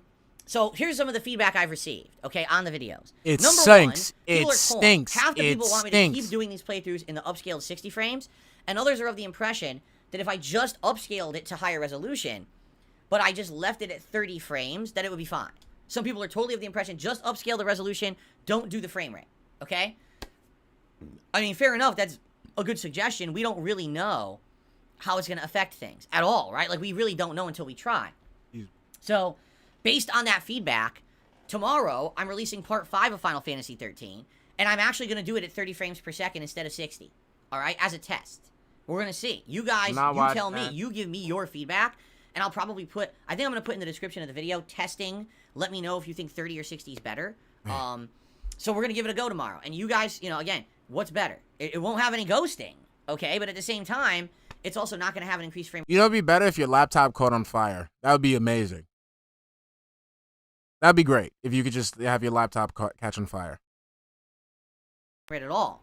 So you're going to see what it's just like with no frame rate increases. You're going to see it actually is sub 30, just to be clear here, because originally that camera claimed it was 30 frames and it wasn't. It was like 20 something. So it's going to be like 20 something frames of animation. All right, that was the original video. Okay. So let's do one video tomorrow, part 5. Let's see what you guys think. Don't give a shit. Based on, your feedback. That's what you said. A lot of people were like, we can't stand the ghosting. Can you remove the 60 frames per second and give it a go. We'll do that tomorrow. We'll test it. Now, if it ends up not looking that good and the feedback is, okay, never mind, we could just go right back to the 60 frames. Okay? But we're going to test it and see what happens. That's number one. Number two, another suggestion, which I like this suggestion. People were saying, since this is legacy content, you want to be sure people know that. Now, your titles say 2010. Your description of your video says any content on this channel is over a decade old. But nobody reads.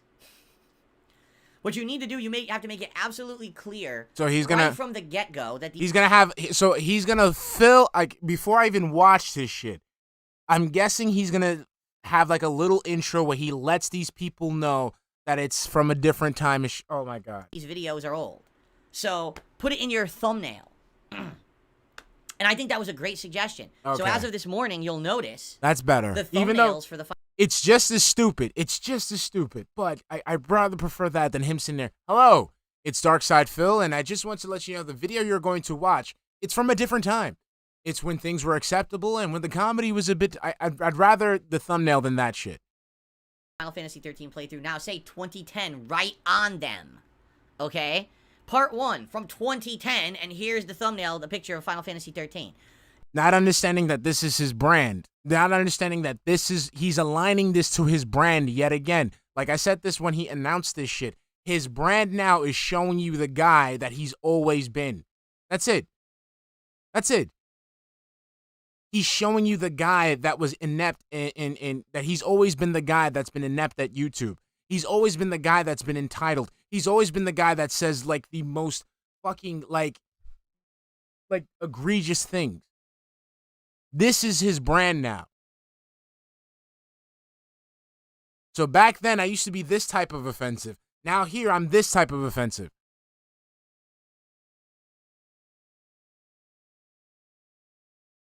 Now, if anyone doesn't understand that this is an old playthrough... It doesn't matter if it's an old playthrough. It's the fact that you said it. And like I said, it's the fact that you uploaded this type of content. And again, like I said before, it's the fact that you uploaded this type of content to children. You thought that this type of content with this type of behavior was okay to children.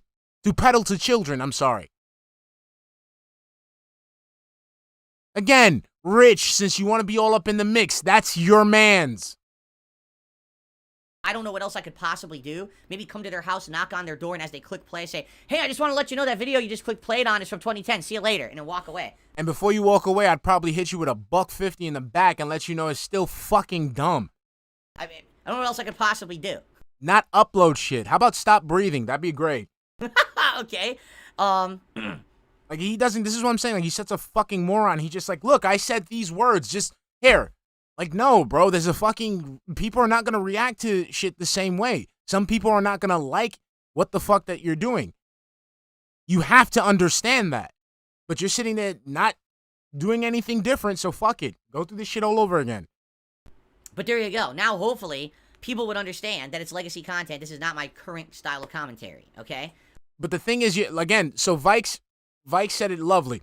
He's putting this content back onto the internet now in every way, no matter how you put words in a description. This shows that you approve of the verbiage in the videos. Exactly. Again, social media platform, advertising marketplace, the place where you expand your brand and you want to tell people this was my brand.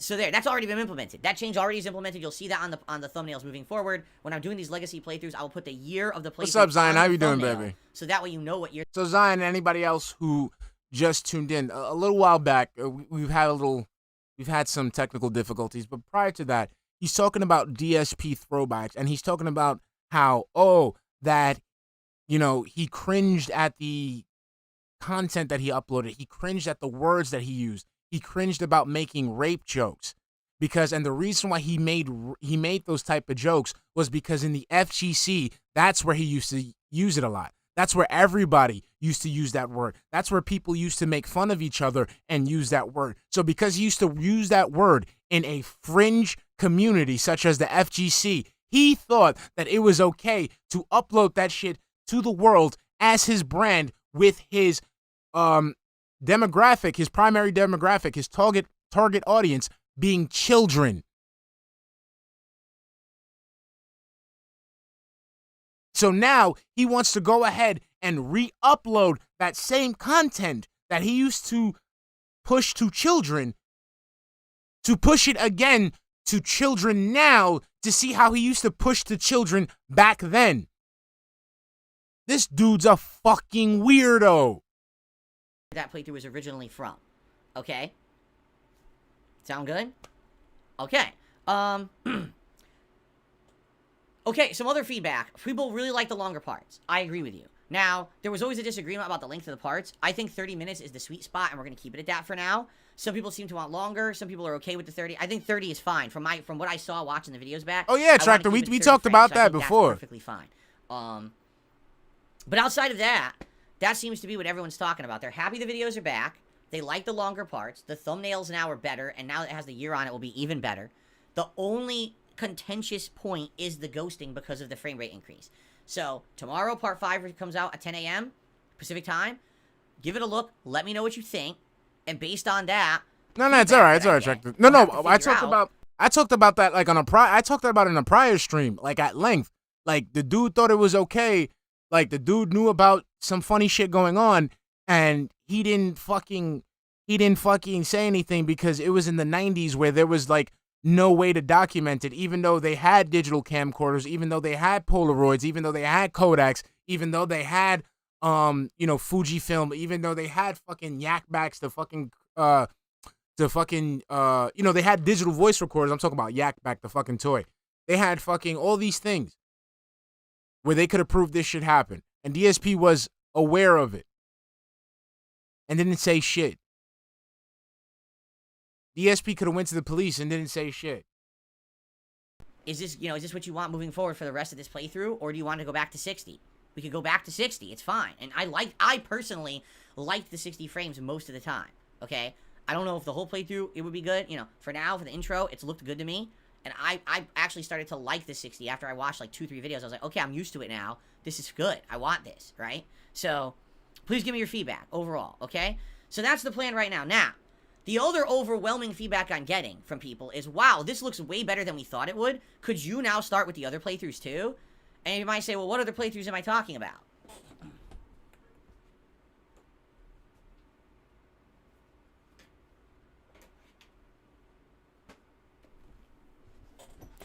These playthroughs. Because I found the hard drives of the other lost media. Basically, the media that's been lost all was in 2010. For some reason, 2010 is like the lost year of content for me, okay?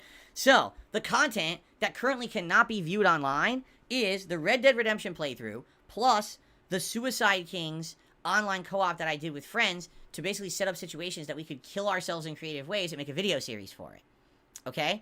Also, I believe there was a trip to New York Comic Con in 2010, and I think that content is also lost. Like, that used to be on a vlogging channel that's not visible anymore. I could be wrong, but I made a note of it on this hard drive, and I think it's because that content is not in there. So that also has been lost to time. That's not available. In addition, the Blip TV years. And I said, what does that mean? Well, in 2010, at the end of 2010, all right, I wanted to try something different because the YouTube Partner Program had accused me of invalid click activity. Basically, they were saying that they accused me of going and clicking on ads on my own videos, which is incorrect. That never happened, okay? What really happened was people felt bad for me because I lost my job at the helicopter company. I was laid off. And they said, oh, Phil has some advertisements on his vlogging. Let's help him out now because he has no job. So they went over there and they clicked the shit out of my videos. And when they did that, it just blew up my ad revenue. And that's not the intention of the program at that time. And so YouTube just suspended my whole AdSense on me back then, okay? So because of that, I said, well, I want to go somewhere else where I can try to monetize my videos. So for 2 months, I went to Blip TV when they used to exist. They've been out of commission for many, many years now. They went out of business. And so basically there was content that I made exclusively for Blip TV. Playthroughs, the year-end series that year. I think, like, my Game of the Year awards are missing from that year. Like, there's no Game of the Year awards at all. You can't find them because I put them only on Blip TV, okay? So I've got all that Blip TV content, and then I've got the LA Noire playthrough, all right? So that stuff is all on these 2 hard drives right here, and that's literally all lost media that no one can access right now. I got it, okay? So what people are basically doing now is they've seen how good the Final Fantasy 13 footage looks, and now that it's been re-edited, upscaled, longer parts, thumbnails, and they're like, oh crap, well that's all well and good, but actually I wanted to see Red Dead, or I wanted to see LA Noire, right? Or I wanted to see Undead Nightmare DLC, or the Suicide Kings co-op, or they wanted to see different things. They're like, oh shit, well that kind of sucks because you're playing Final Fantasy 13 and everyone knows that game's super long. It's anywhere between 30 to 40 hours long. And if I continue to release one video a day of 30 minutes, that could potentially take 2 or more months to finish that playthrough. Do you really want to see just Final Fantasy 13 as the only content on DSP throwback for 2 to 3 months? Probably not. A lot of people will either, number one, get burnt out on the same game so much, or number two, say, I never wanted to see that game to begin with. Can I see the other stuff? Why do I have to wait 2 to 3 months for it? Right? So, based on feedback, alright, I think what we're going to do is we're going to write it out and let Final Fantasy 13 perhaps be the only game on that channel for maybe like 10 days, something like that. Okay, right now we're on day 4. Yeah, it's going to take forever to fucking upload this shit. What I'm thinking is, I'll begin now working on these other playthroughs, okay? And so, we will have alternating content. So that way, it's not always the same content, and it doesn't feel stagnant on that channel. So, maybe one day, it's a new part of Final Fantasy 13, and then the next day, it's Red Dead Redemption. And maybe every once in a while, we could throw in an LA Noire, right? For variety purposes. I would say, if I remember correctly, LA Noire is the shortest game of all of them, right? I think LA Noire is less than 20 hours. Red Dead, how long is Red Dead? I'm trying to remember. I guess I could look it up. I'll have to plug these in and take a look at the length of the playthroughs and judge by that. But definitely the way I see it is people want the variety to keep the channel alive, right? If I'm just only doing Final Fantasy, people are definitely going to get burnt out, and they're going to get tired of it, and they're going to want something different. I agree with you with the variety. I guess the question is, what's the balance that we want?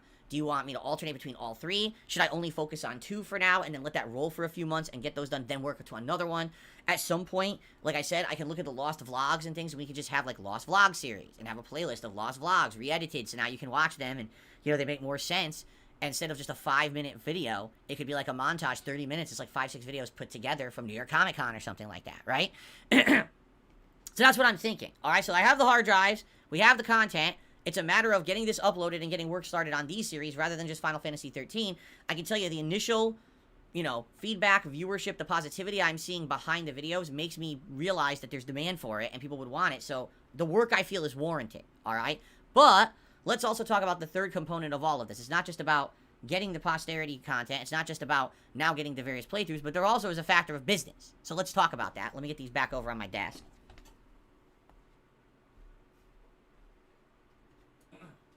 Okay.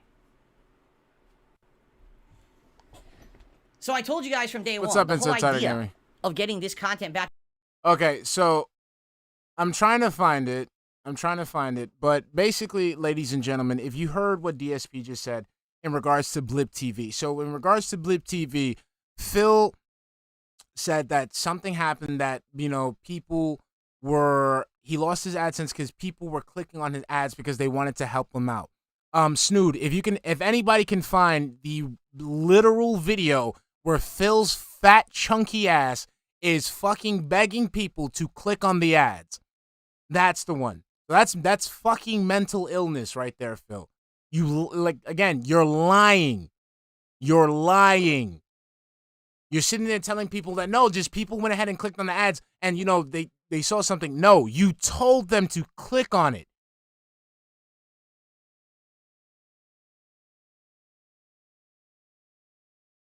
Thank you, Snood. I'm about to whatchamacallit. I gotta pull it up here. I gotta do some weird shit because I gotta freaking. I hate when I have to fucking pull shit. But let me let this play. Up on the internet is great. Let's go back a little bit. Getting makes me realize that there's demand for it and people would want it. Shutting this up. So that's what I'm thinking. All right, so I have the hard drive. 5 horse blocker one. With you doing is. Well, let's start. I gotta start from the beginning. I'm sorry. Only gonna do so. Like only if I be on good now. One of us got only 14. Just jumping part 10 after I'm sorry. I gotta go back. There we go. Thank you, Snood. Thank you, baby.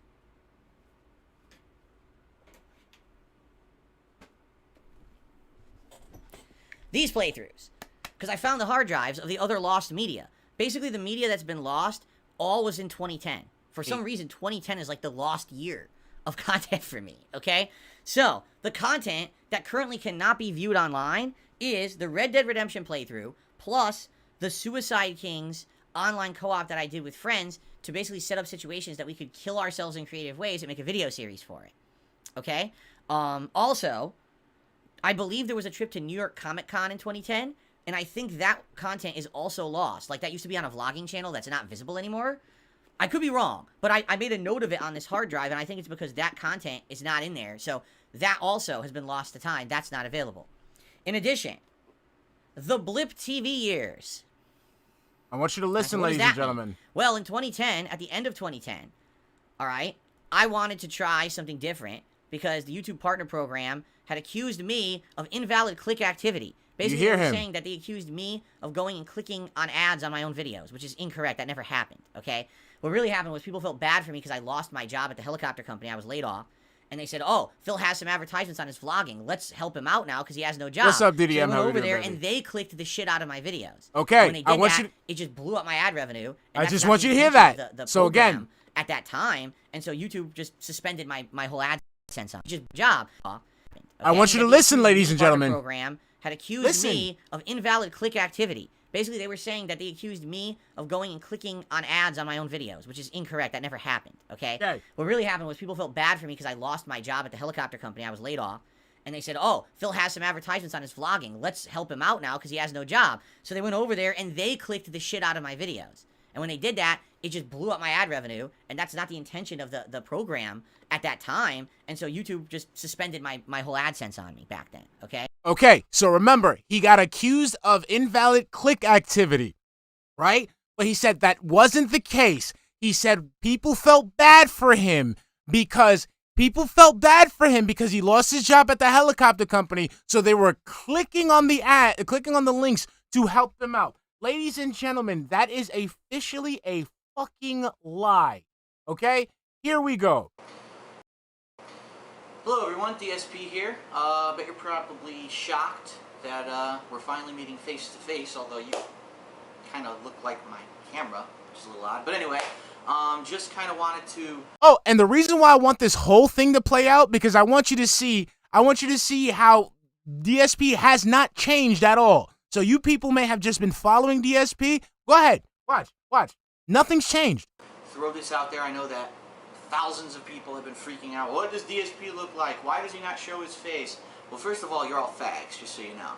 But hey! Because when I started this whole thing with YouTube, I didn't, think that it was going to blow up like it has. I didn't think that I was going to have 18,000 subscribers and 19 million channel views within like 7 months. I just thought it was a fun thing to do. I knew Street Fighter 4 was coming out.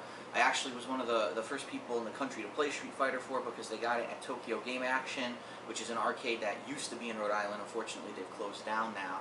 And I just kind of wanted to throw it out there and get people interested. And next thing you know, my channel is just blowing up. And another thing that a lot of people ask me is, why do I do what I do? Why do I make so many gameplay videos? And how do I have the time to do it? How do I have the money to do it? Well, it's a combination of two things. First of all, for the first time in a long time, I actually have a steady job that I fairly like. It pays me pretty decently. As you know, as you can see here, I am in my new condo, so obviously it pays me pretty decently that I can afford this place. All right, he's talking to him. Let's get to the nitty-gritty. Go to my partner channel, The King of Hate HD, and click on the ads that show up on the videos. I'm sorry. Let's go back. Sometimes there isn't, sometimes there isn't, or whether you can see it or not. That's just funny. Just me sitting there playing a game. Wow, what's so fucking interesting about that? But me adding funny comments, jokes, things like that, ridiculous things that I just say out of nowhere, that's where the fun comes from. So look, I just want to even back then, he knows that he's peddling bullshit. Say thanks a lot to everyone. I hope to entertain you in the future. Please go to my partner channel, The King of Hate HD, and click on the ads that show up on the videos there, because hopefully, so I just want to say thanks a lot to everyone. I hope to entertain you in the future. Please go to my partner channel, The King of Hate HD, and click on the ads that show up on the videos there, because so. Okay, let's go back to this one. Go back a little bit here. So, just job, okay? What really happened in the partner program? And I said, what does that mean? Well, in 2010, at the end of 2010, all right, I wanted to try something different because the YouTube partner program had accused me of invalid click activity. Basically, they were saying that they accused me of going and clicking on ads on my own videos, which is incorrect. That never happened, okay? What really happened was people felt bad for me because I lost my job at the helicopter company. I was laid off. and they said, oh, Phil has some advertisements on his vlog. So look at the Kabuki theater. Not only does he give you an incorrect reason for why he was removed from the partner program, he threw it. He made it even like he made it something that wasn't even like that could never even fucking happen. So he got removed from the partner program for doing this. I just want to say thanks a lot to everyone. I hope to entertain you in the future. Please go to my partner channel, The King of Hate HD, and click on the ads that show up on the videos there, because hopefully, you know, fingers crossed, that actually starts giving me some... So he got removed for that. So in order to retcon, he makes up another reason why he would have been removed for that, and then gives you a completely different reason.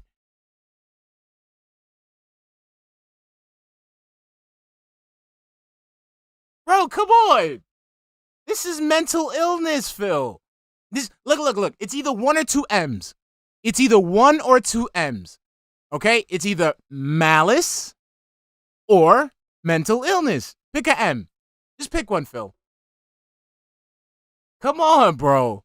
Come on. Jeez Christ. Let's help him out now because he has no job. So they went over there and they clicked the shit out of my videos. And when they did that, it just blew up my ad revenue. And that's not the intention of the program at that time. And so YouTube just suspended my whole AdSense on me back then, okay? So because of that, I said, well, I want to go somewhere else where I can try to monetize my videos. So for 2 or 3 months, I went to Blip TV when they used to exist. They've been out of commission for many, many years now. They went out of business.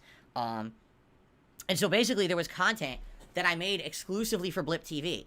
Playthroughs, the year-end series that year. I think, like, my Game of the Year awards are missing from that year. Like, there's no Game of the Year awards at all. You can't find them because I put them only on Blip TV, okay? So I've got all that Blip TV content, and then I've got the LA Noire playthrough, all right? So that stuff is all on these 2 hard drives right here, and that's literally all lost media that no one can access right now.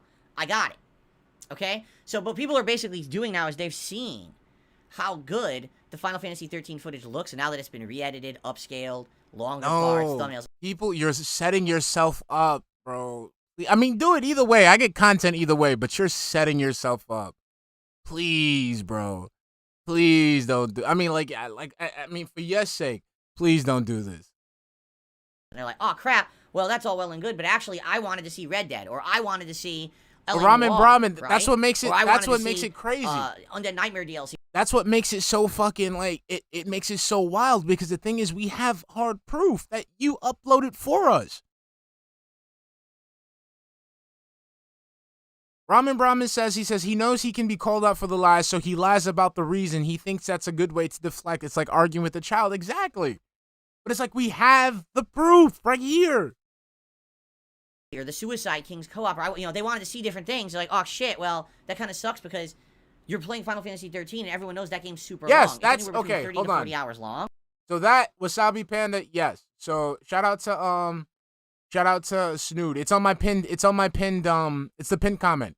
Snood got the link to it. It's on his channel still. It's on his channel. I just realized this is the Darksydephil channel. So again, we can go ahead and find this shit on your own platform. Dude, you're crazy. This is what makes it. He doesn't understand that bro, there is something greater. I mean, there's something larger outside of this YouTube sphere.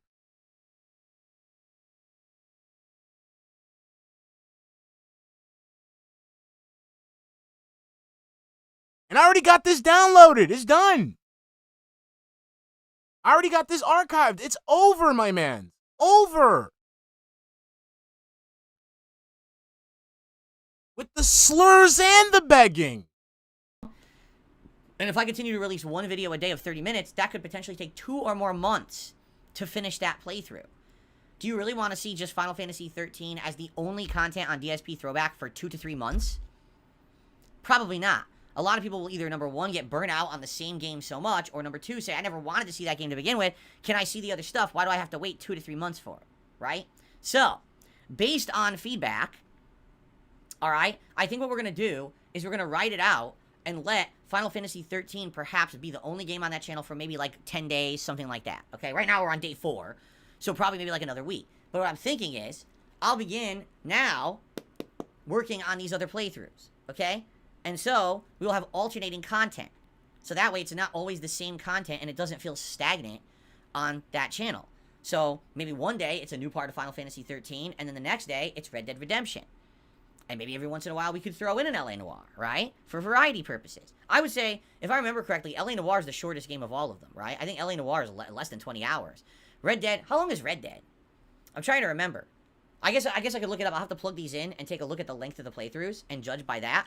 But definitely the way I see it is people want the variety to keep the channel alive, right? If I'm just only doing Final Fantasy, people are definitely going to get burnt out, and they're going to get tired of it, and they're going to want something different. I agree with you with the variety. I guess the question is, what's the balance that we want? Do you want me to alternate between all three? Should I only focus on two for now and then let that roll for a few months and get those done, then work to another one? At some point, like I said, I can look at the Lost Vlogs and things, and we could just have, like, Lost Vlog series and have a playlist of Lost Vlogs, re-edited, so now you can watch them and, you know, they make more sense. Instead of just a 5-minute video, it could be like a montage, 30 minutes. It's like 5-6 videos put together from New York Comic Con or something like that, right? So that's what I'm thinking. All right, so I have the hard drives. We have the content. It's a matter of getting this uploaded and getting work started on these series rather than just Final Fantasy 13. I can tell you the initial, you know, feedback, viewership, the positivity I'm seeing behind the videos makes me realize that there's demand for it and people would want it. So the work I feel is warranted, all right? But let's also talk about the third component of all of this. It's not just about getting the posterity content. It's not just about now getting the various playthroughs, but there also is a factor of business. So let's talk about that. Let me get these back over on my desk.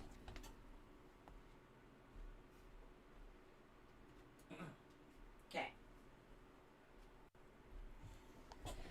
So I told you guys from day one, the whole idea of getting this content back up on the internet is great to have people watch these videos for posterity purposes, to see my history, where I came from, and it's still great content. It sucks that a lot of that content's been lost.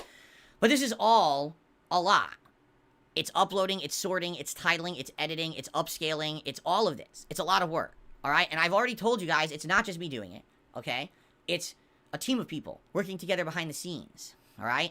I'm doing some of the work, but a lot of the work, that workload's on somebody else and everything. The whole point here is that obviously I want to get this channel, DSP Throwback, back into a monetization status on YouTube. Originally, when it was called do this KO for Gaming, money. So you want to do this for money. So this is for money. So this is for money. So this is for money. You're doing all this shit because you just want to make money. For the love of fucking God, just say it. Just say it. Just say that. Just say that. You want more money. You want more money. You don't have to take like almost an hour just to get to the point of saying, hey guys, I'm uploading this for more ad revenue. Just say that.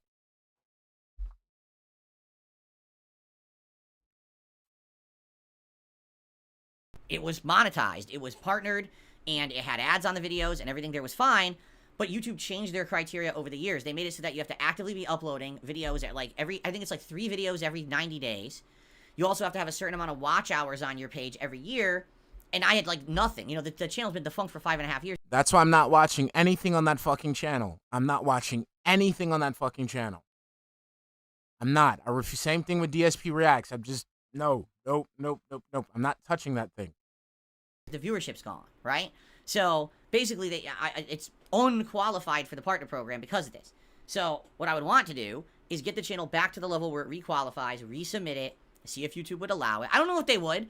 You know, we have to see. It's been ages since the channel's been used, quite frankly. So I don't know what would happen there, but obviously I want to give it a shot. And right now, just so you guys know, initially this viewership you're giving the channel is helping tons, all right? I am more than 2/3 of the way to requalifying for the YouTube Partner Program again on that channel, which is great. I mean, this is supposed to be for posterity purposes. Why do you want to make money off of this? So again, this is what I mean. So basically, your brand now is, I'm the guy that used to be a racist. I'm the guy that used to be a misogynist. I'm the guy that used to joke about rape. And I used this content and targeted children in order to get ad revenue out of it. That's your brand now, DSP.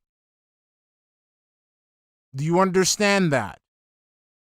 So back then, your brand was the guy who was saying sexist, racist, anti-Semitic, homophobic jokes and pushing it to children But now your brand is, I'm the guy that used to say racist, misogynist, sexist, whatever the fuck you want to call it, jokes, and pushing it to children.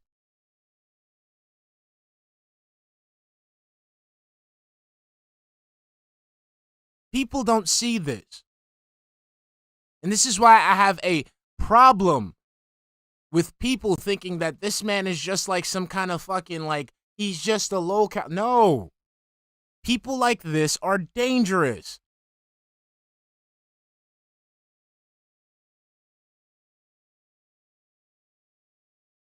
I'm trying to see if I can find this fucking video, man. Because I really want to, hold on.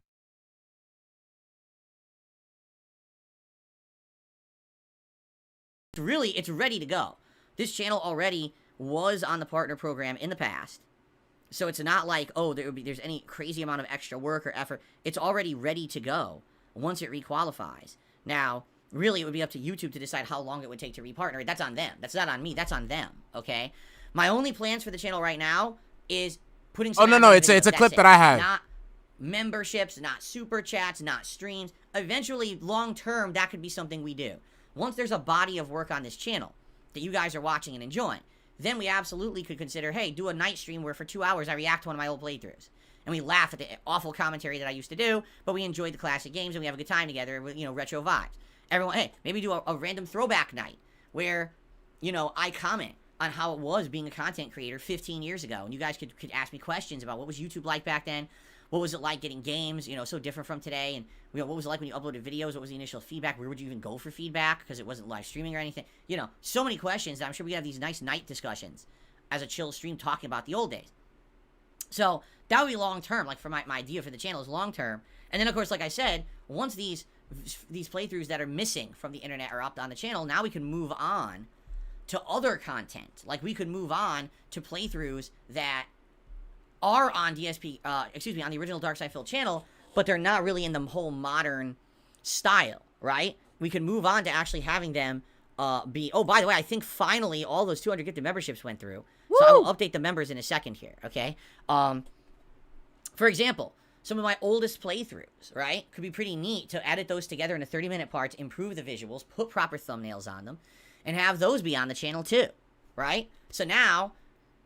those older channels, you don't have to worry about the old style visuals and stuff. Everything is now more modern and more digestible for an audience, and now people can watch the old stuff and enjoy it while still checking out all of my new stuff daily on DSP Gaming too. You have your choice, your pick, right? A lot of people have always said over the years, I like old school Phil better. Then go watch old school Phil. What's to stop you?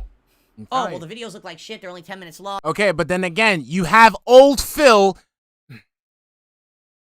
He's literally just recycling himself. He's recycling fucking everything that's fucking wrong with him. Jesus Christ, man. Oh, I want to watch old Phil. So that means you want... Like, what are you doing? This content wasn't okay. This was the content that forced you to change.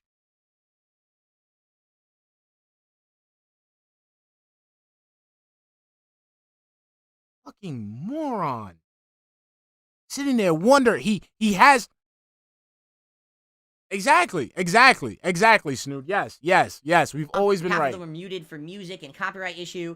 It looks like shit. I can't. The commentary is terrible because the audio sounds like shit. Well, we'll fix all that. There you go. Right. So, please continue to give me your positive and constructive feedback. That's what I need. I don't need troll. Oh, I just hate DSP. Gee, thanks for the comment, moron. Then why are you here? Man, Okay, here's my criticism. You shouldn't be uploading that because, again, it shows that you've never changed, that your whole entire brand has been based on being a negative, toxic person and pushing that content to children.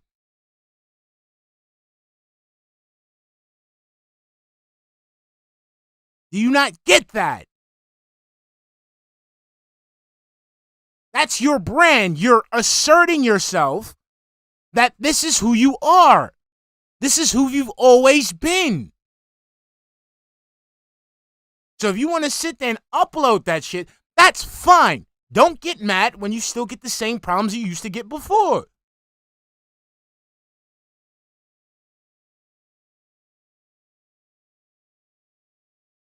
Like I said, you want to upload this shit, that's fine.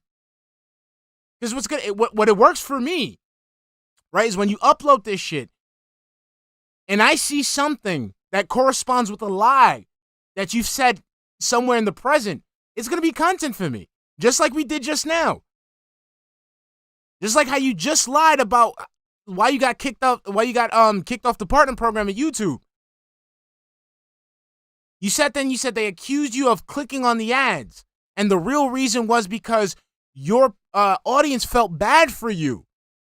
So they were clicking on the ads when the real reason, which we can find on your own channel, was that you were telling people to click on the ads. Oh, I really hate Nicki Minaj. So what I do is I buy all of her albums and I listen to all of her music and I go to her concerts and I say how bad it is and I vlog about how I hate her. Or you just don't listen to Nicki Minaj. You're right. That's why I don't watch your shit. That's why I don't watch your shit anymore. You're absolutely right, homeboy. You do other things with your life, right? Yes. But sadly, some people can't stop themselves from hate watching content, right? That's the kind of just like you. You can't stop hate watching content yourself. stuff I don't need that feedback. What I want is, hey, what can I improve? What can be better? Don't What would you upload like? it. And I'm listening. Don't That's why the upload thumbnails are anything. improved. That's why we're going to try. Don't upload this shit. This shit is not worth uploading because, again, it's reasserting that you've always been the king of hate. Because this is again, my thing is, I go with the shit that you choose to upload on your streams. On your channel. That's the stuff you choose to upload. That's my whole bag. And you've been proving me right ever since I've been doing this stuff. That you're not a nice person because this is the person you choose to be on a platform that's meant to promote your brand.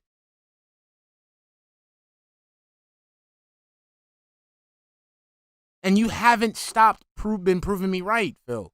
You know that, right? Just so you know, you haven't been proving Shinko wrong. You've been proving Shinko right. 30 frames per second instead of 60 frames per second on tomorrow's part 5 of Final Fantasy 13. We're learning, all right?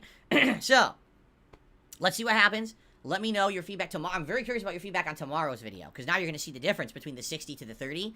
And I get the feeling some people might like it and some people are like, oh, why is it not look as good? So, give me your feedback. We'll go from there. And we'll continue on positively with this new project, all right? And again, what I think we'll do, let's ride out Final Fantasy 13 for at least a week, right? Let's just have it be videos of Final Fantasy 13. Then, perhaps we'll start to alternate. Either LA Noire or Red Dead Redemption. Maybe I'll put a poll on the channel on the community tab to say, what playthrough would you want first? Red Dead Redemption or LA Noire? And based on feedback, that would be the next playthrough, and then we'll alternate. One day this, one day that. That way you got 2 playthroughs going, a little bit of something for everybody, right? And that would really help, too, again, if I'm trying to view boost the channel to get it repartnered, that was going to help having the 2 playthroughs as opposed to just the one. Because with one playthrough, the views always trail off after the first 2 parts.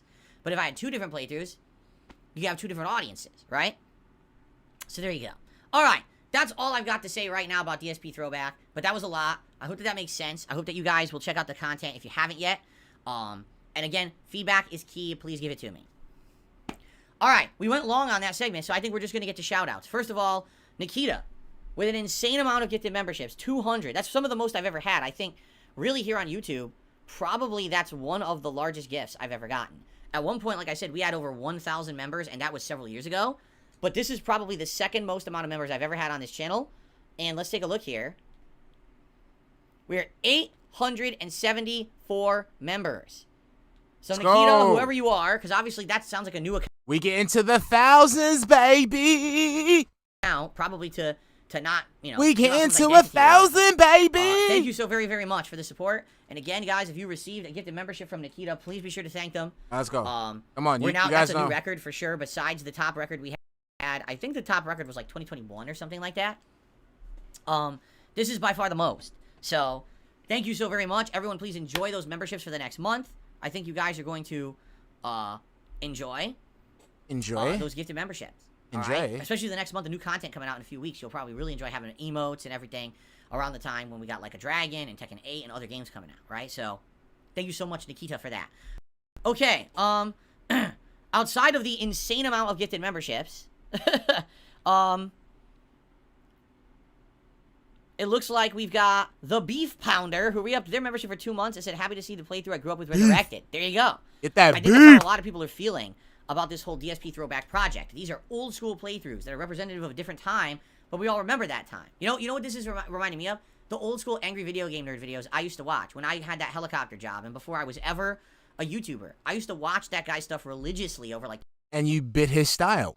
2006, 2007, 2008, and now I could go back and I watch those original videos. I still love them. Like, there's... And you bit his style.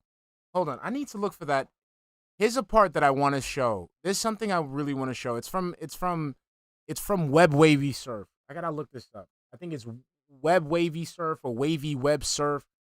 Wavy Web Surf. There we go. Wavy Web Surf. I'm gonna look up. I'm gonna let this play out, but I gotta look for this nostalgia value for me. These videos that are so old, but actually kind of inspired me eventually to become a YouTuber myself. So now you guys are having that same nostalgic feeling against my classic playthroughs for 15 years ago. You see, it's kind of awesome. It all comes full circle. There you go. Okay, Gatezra, 2 months as a member, says happy Sunday to DSP and all. Thank you very much, Gatezra. Let's get over to the tip side of things here. Okay?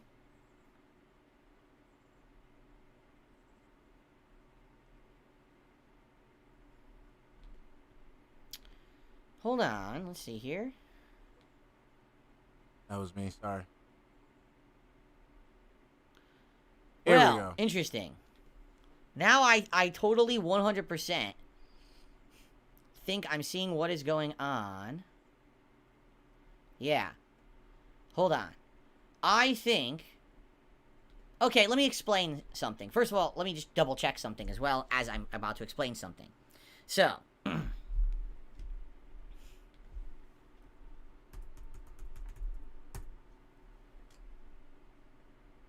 Hold on.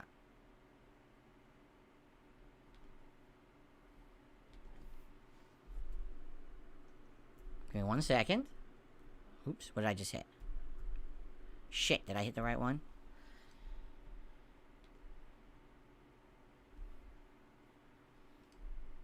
Hold on. We're getting there. I swear we're getting there. That's alright, Phil. I can download my shit while you download your shit.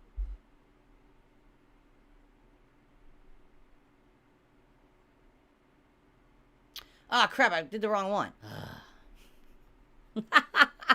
You guys have absolutely no idea what I'm doing right now.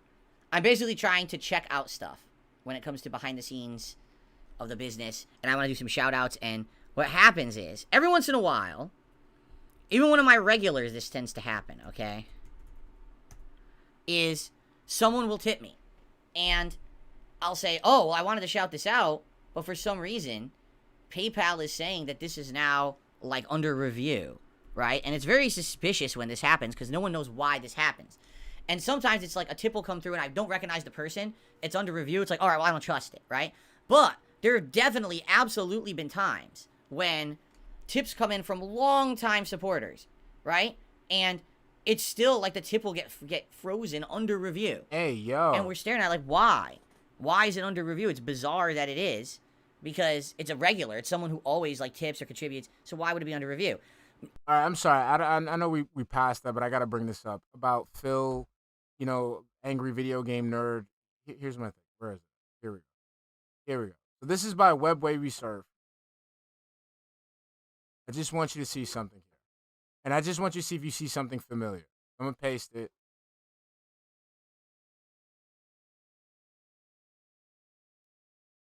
All right. So now I just want you to look at the first few seconds. Okay, so let's go back to Phil, who said that he used to watch Angry Video Game Nerd and be inspired. But he wasn't the only one. So here we go. Back in the early days of YouTube, it seemed like everywhere you looked, there was an angry review guy. There's something that pisses me off, and you know what it is? This game. Almost all of these discount AVGN clones have been lost to time, but there was one that was so hilariously bad that he has become an infamous internet legend. The pissed off, angry hardcore gamer. I'm pissed the off. Yeah, so again, Phil, you're not special, buddy. You're not special. Okay? You were lucky, but you're not special. I'm beginning to believe now that it is a random selection process.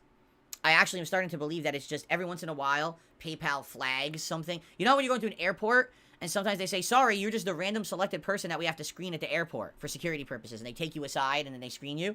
I think that's exactly what this is, because now I've seen multiple regulars have their contributions, like their tips, get randomly flagged, which is really, really silly, that happens. But it happens. I've seen it happen multiple times to people now, okay? So in this case, okay?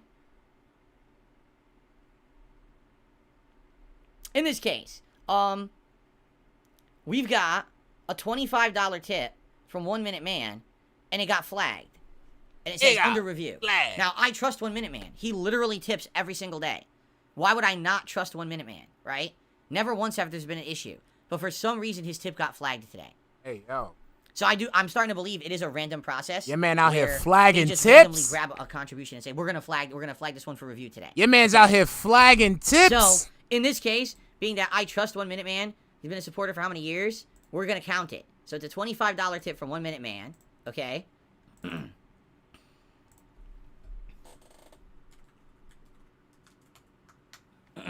Okay. I think this is actually a quick and good topic to cover, all right? But here's what 1 Minute Man has to say. In regards to your upcoming documentary, if this entire thing just becomes a he said, she said, and there's no way to prove anything either way, it's just going to be fodder for detractors and no benefit to you at all. First of all, I want you to understand something. This documentary is not for my detractors. My detractors already have 500 documentaries. You understand? And they're all negative. 100% negative. 0 positive. No pushback. No other perspective. It's literally just 100%. Again, notice how he's just saying it's negative. He's never debunked anything that's been thrown his way by an actual detractor. And this is one of the reasons why I don't want to do anything with normies and stuff with DSP unless it's me and DSP talking to each other directly, because I literally want him to debunk all the shit that's come out of my mouth. That's what I want. Because again, right, you lie. We caught you lying just now. We literally just caught you lying.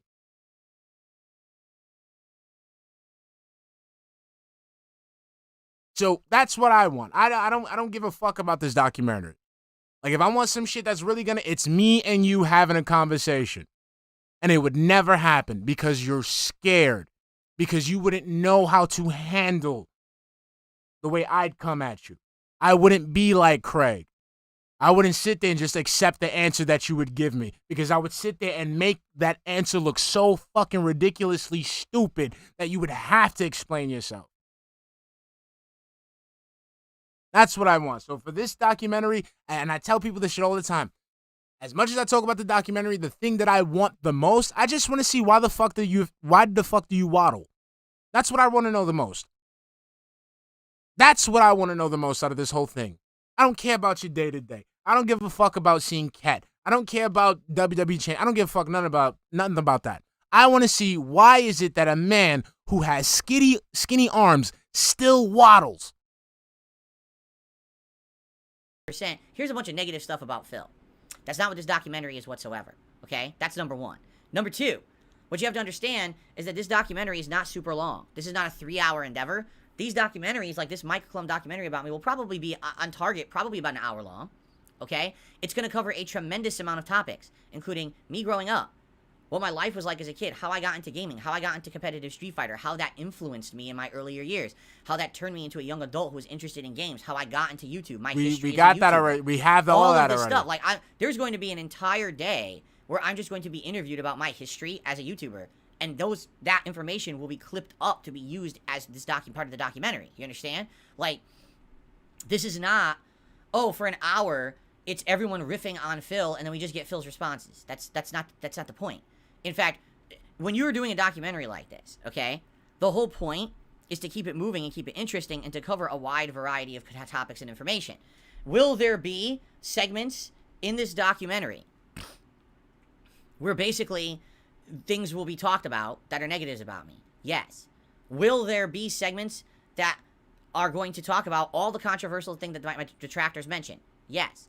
Will they be dwelled upon and fully fleshed out and or hammered in? No.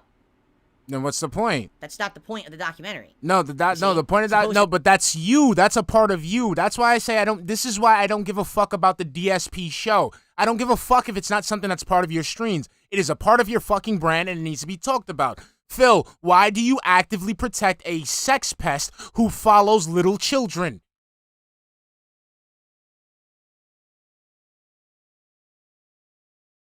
That needs to be fleshed out because that's fucking weird. Phil, why do you have an inclination towards children? That needs to be fleshed out because that's fucking weird. Be an actual documentary about me and my life and all the struggles that I've had. And yes, we're going to address all the negative stuff. It's all going to come out and there's going to be other perspectives. That's why Mike is talking to other people. If it were just me talking, this would be the most boring one-sided documentary. If it were just people who don't like me talking, this would be the most boring one-sided documentary. Do you see? If it were people who only like me talking and not me, like what if it was people who know me by and he doesn't get that, Free Woo. He doesn't get it. Them, that also would be boring. The whole point is to encompass the whole gamut of the entire situation. Why is the name darksydephil a name that is so contentious and a name that people know on the internet? Why do people care about me? Do people really know the truth of me or just the memes of me? That's really what the documentary is going to be covering. You understand? A lot of this stuff. You see what I'm saying? What's up, Viking? So, that's the point. And I think that's what people are not getting. They're thinking, oh, it's just going to be the entire thing is he's going to reach out to Review Tech USA yeah, I saw that, this other person who doesn't like Phil, and they're just going to rag on him for an hour, and we're just going to get his responses, and that's the documentary. That's not even close. Trust me on this. That's not even close to what this is at all. And ultimately, I'm involved fully. I'm going to know everything that's in this thing. There's no surprises or things that, oh my God, I didn't know that was going to be in it. No, I'm going to know everything that's in it. So you know that he was talking to the farms. So you know that he's out there trying to talk to Derek. So you know he's out there trying to reach out to Kevin Stiles. So you know this. You got to understand something, all right? This is going to be the one time in my life that I basically am going to allow something like this to happen, meaning this level of trust, access, you know what I'm saying? This is a big liability for everyone involved, including Mike. If Mike accidentally... Now, I want you to see something. I want you to look at Phil's face. I want you to look like Phil's face. Like, again, who are you threatening? Who are you threatening, my man? You don't have the balls to sue anybody. Let's look, hold on. This is a big liability for everyone involved, including Mike. Look at this. Like, he's looking like, my man, Phil, you are straight pussy. Phil, like I said, I want to see this in the documentary. If you don't put this in, if this doesn't go in the documentary, you are straight puss. My man, every time that you sat there and you told people that you sat there in the camera and you told people that, yo, that what these people are doing are illegal, these people are doing immoral, that, you know, that they can go to jail. I've made myself available to you in the event that you felt like I did something illegal on stream and in the fucking email. You ain't do shit. When you sat there and uploaded that video where you talked about fucking sending false copyright strikes to Super Crazy, when you sat there and you admitted to maliciously filing documents illegally in order to intimidate a person, and I sent you that email saying, my mans, I got people that picked up on that. You didn't do shit. You went and ran to your Discord and told people I threatened you.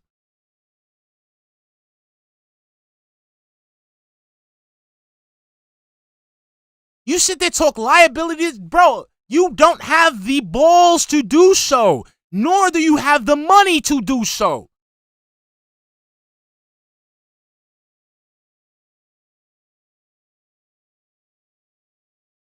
That's why I have never gotten a copyright strike, because when I put out that fucking video, where prior to, I literally went into your chat and your chat told you to stop by my stream and your bitch ass act like you didn't know me, I told you what I could have done.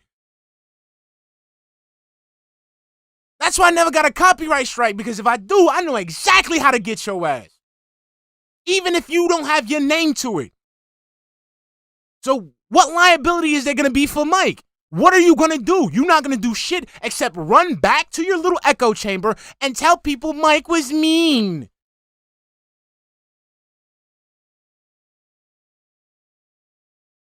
If Mike... And that's another thing Ann brings up. Not much liability if DSP is going to sign off on Mike's contracts. And that's the other thing. We're going to get a situation where you're going to find out Mike's going to be able to because of what you signed, Mike's going to be able to talk about shit you won't like. So what are you going to do? When again, I personally know you're not going to do shit. Accidentally put something out in this documentary that then harms me, he's liable. For what? You know? For what? So you gotta be careful. You know, that's what I mean. Like, we are all being very careful about how this is going about. It's being done respectfully and fairly. And I think that's what people just don't aren't understanding. You have only seen negative stuff tossed towards me for so long. Everyone is shell-shocked from the negativity and can't possibly believe. Phil, show me what again, this is a challenge I've made to you as a detractor. Show me something positive that you've done in your content. Not something that you're going to paint as positive using pignosis. Show me something that across the board, irrefutably is positive. I can do it with Boogie. I can do it with Wings. Fuck, I can even do it probably LTG. Show me something that you've done that's positive.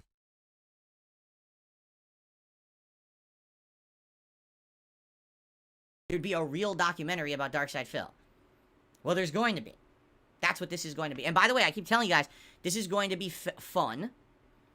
Okay? This is going to be interesting. There's going to be stuff in here you have never seen before, even if you're a staunch supporter or a staunch hater of me. There's going to be stuff in this documentary you've never seen before, or didn't know about, or it's going to be fleshed out to a level you never understood before because it never gotten to that level. Okay? So, I'm telling you, this is different. But I completely and utterly understand why people don't trust Mike. I get it. He's done one documentary on YouTube so far. That's his only track. Why are you talking shit about this man? I can undersee why people don't trust Mike. Why are you listing negative things about this? It's like, again, do you not understand how your brain is wired, my man? Can you just say, hey, guys, have some faith in Mike?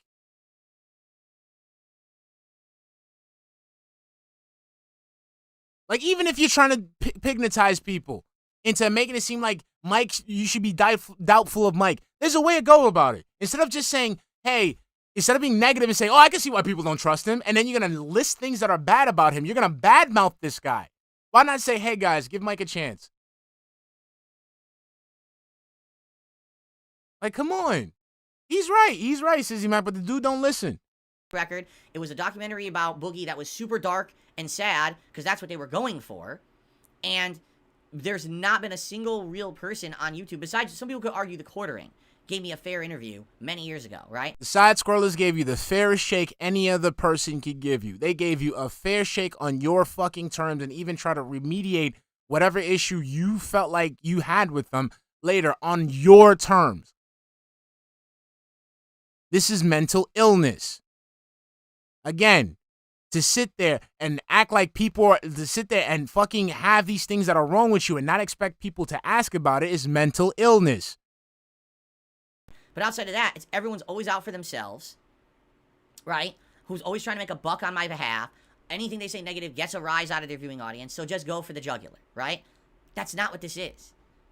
Trust me, I wouldn't be involved with this if that's not what this is. This is not some kind of a crazy bait and switch, okay? It's not. See, like, my thing is, don't worry about that. Here's my thing. My thing is, let's say Mike is doing a puff piece, right? Let's just say Mike is genuinely doing a puff piece. We're still gonna see stuff that's gonna make us go, oh, no, because he wouldn't. That's the thing, Sizzy Mac. He wouldn't, because at the end of the day, this man has no redeemable qualities. So even if he tried his best to make him look good, we would still find something that would make him look bad. That's it. That's it. I don't care. All I want from this documentary is for him to do it and for him to just crash and burn. Because that's it. And what's absolutely hilarious is these insane conspiracy theorists Oh, did you know that Mike Klum is funded by Keemstar? What are you talking about? What? Huh? No? He's not funded by Keem. Where's your evidence? Exactly. Right now, if you can present me with documents showing that all of the business endeavors that Mike Klum has run in his lifetime have been funded by Keemstar, that all the video, his whole business, he has a whole full-time business outside of this documentary stuff he's doing for YouTube that's incredibly successful. So if you can prove to me that that's actually funded by Keemstar, then I'll pull the plug on the documentary. I don't think that's going to happen, okay? Like, where are you coming up with this stuff? Really, it's just people get this crazy, you know, this nonsense out of nowhere. I just don't... Shit. What's up, Brooklyn Reno? Thank you for the 999 super chat. What's up, my bigger? Shouldn't you be installing fire sprinkler system at this time? Thank you, honey. Thank you. Oh, no, I ain't doing that shit no more. That shit is too much water. It's too wet. I don't do that shit no more. I retired. Understand I retired. Like, but thank you, honey. Thank you. What's up, baby? How you doing? Drama. They're determined to find this stuff. You know what I mean? So far, I've literally fielded all of your apprehensions. I have literally listened to everything that you guys have had to say, and I completely understand your concerns. But the things that you come at me with, like Mike is funded by Keemstar, are completely unfounded nonsense. Okay, that's ridiculous. I mean, they work together though. They work together though. They're in that circle. See, that's the thing. This is the thing that gets me. This is the thing that gets me about the Jimmy. This is what gets my Jimmys a little ruffled. Because my thing is, I can't sit here and I'll put my tinfoil hat on, but it's just Keem, Boogie, Mike. I feel like there's a circle there. I feel like there's a small circle there, and I can't. I feel like we're gonna get some shenanigans down the line from those guys. Okay, I feel like we're gonna find out something. Hold on, let me see. We're going to find out there's a connection there. We're gonna find out that there is some type of connection there. There has to be. That's Cat, Brooklyn Reno. Like, I'd be that petty myself. Let's get off the topic of the documentary now, shall we? Thank you, 1 Minute Man, for the tip, which I did count despite the fact it got frozen or suspended. I'm sure it's going to get cleared up. Thank you for your concern. Again, I don't think when this product comes out, because that's what it is, it's going to be a 1 hour crazy high production value thing about me. I think you're going to understand it's going to be interesting. Even if you love me, even if you hate me, even if you're somewhere in between, I think this is going to be a highly entertaining thing for everybody. All right? It's not only for it's not for people who just dislike me. It's not at all for that. That's not the purpose of it. This is supposed to be appealing to people. If you, someone who casually heard the name darksydephil, and you know me from a meme, or you've heard a little bit about me, but then you know about the hate sphere around me, but that's it. This documentary is going to give you an hour of entertainment that you're finally going to know about. You're just going to get a whole bunch of Shinkos. That's it. That's it. You're just going to get a whole bunch of Shinkos. Because again, my guy, nobody brought me to you with a negative meme. I came to you with positivity. I came to you like, oh, this might be somebody I could invest myself in. When I originally heard of you, like someone I can invest my time in directly. Maybe I could give you a couple of cheers here and there. I wasn't giving you no fucking $5. Fuck up $5, $10. Fuck that. But when I saw the content raw, I did not like what I saw. I wasn't liking what I was seeing.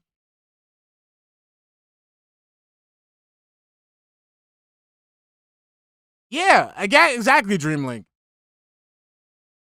Darksy, what's up, baby? After this, some people will be like, I'll give Phil a fair shake and I'll check out his content. And maybe others will say, I'm not interested in that guy whatsoever. I don't want to care about him. And that's all fine, right? But at least it's done. 100% it's there. And it's the only time that I'm ever going to say, hey, that's it. You want your answers on anything about my life, my history, who I am as a content creator, who I am as a person, watch the documentary. On somebody else's channel. And that's the other thing, just like with the side scrollers. He's a fucking moron. So now he lets someone else control the narrative of who he is.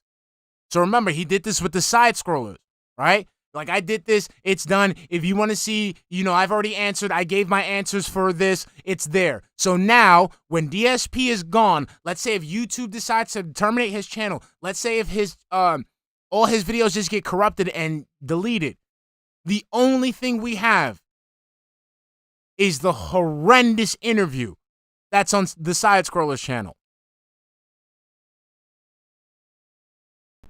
Deco, I feel you, but like, my thing is, even with the money that he's getting paid, number one, it's going to WWE champions. Number two, this isn't going to do anything for his image.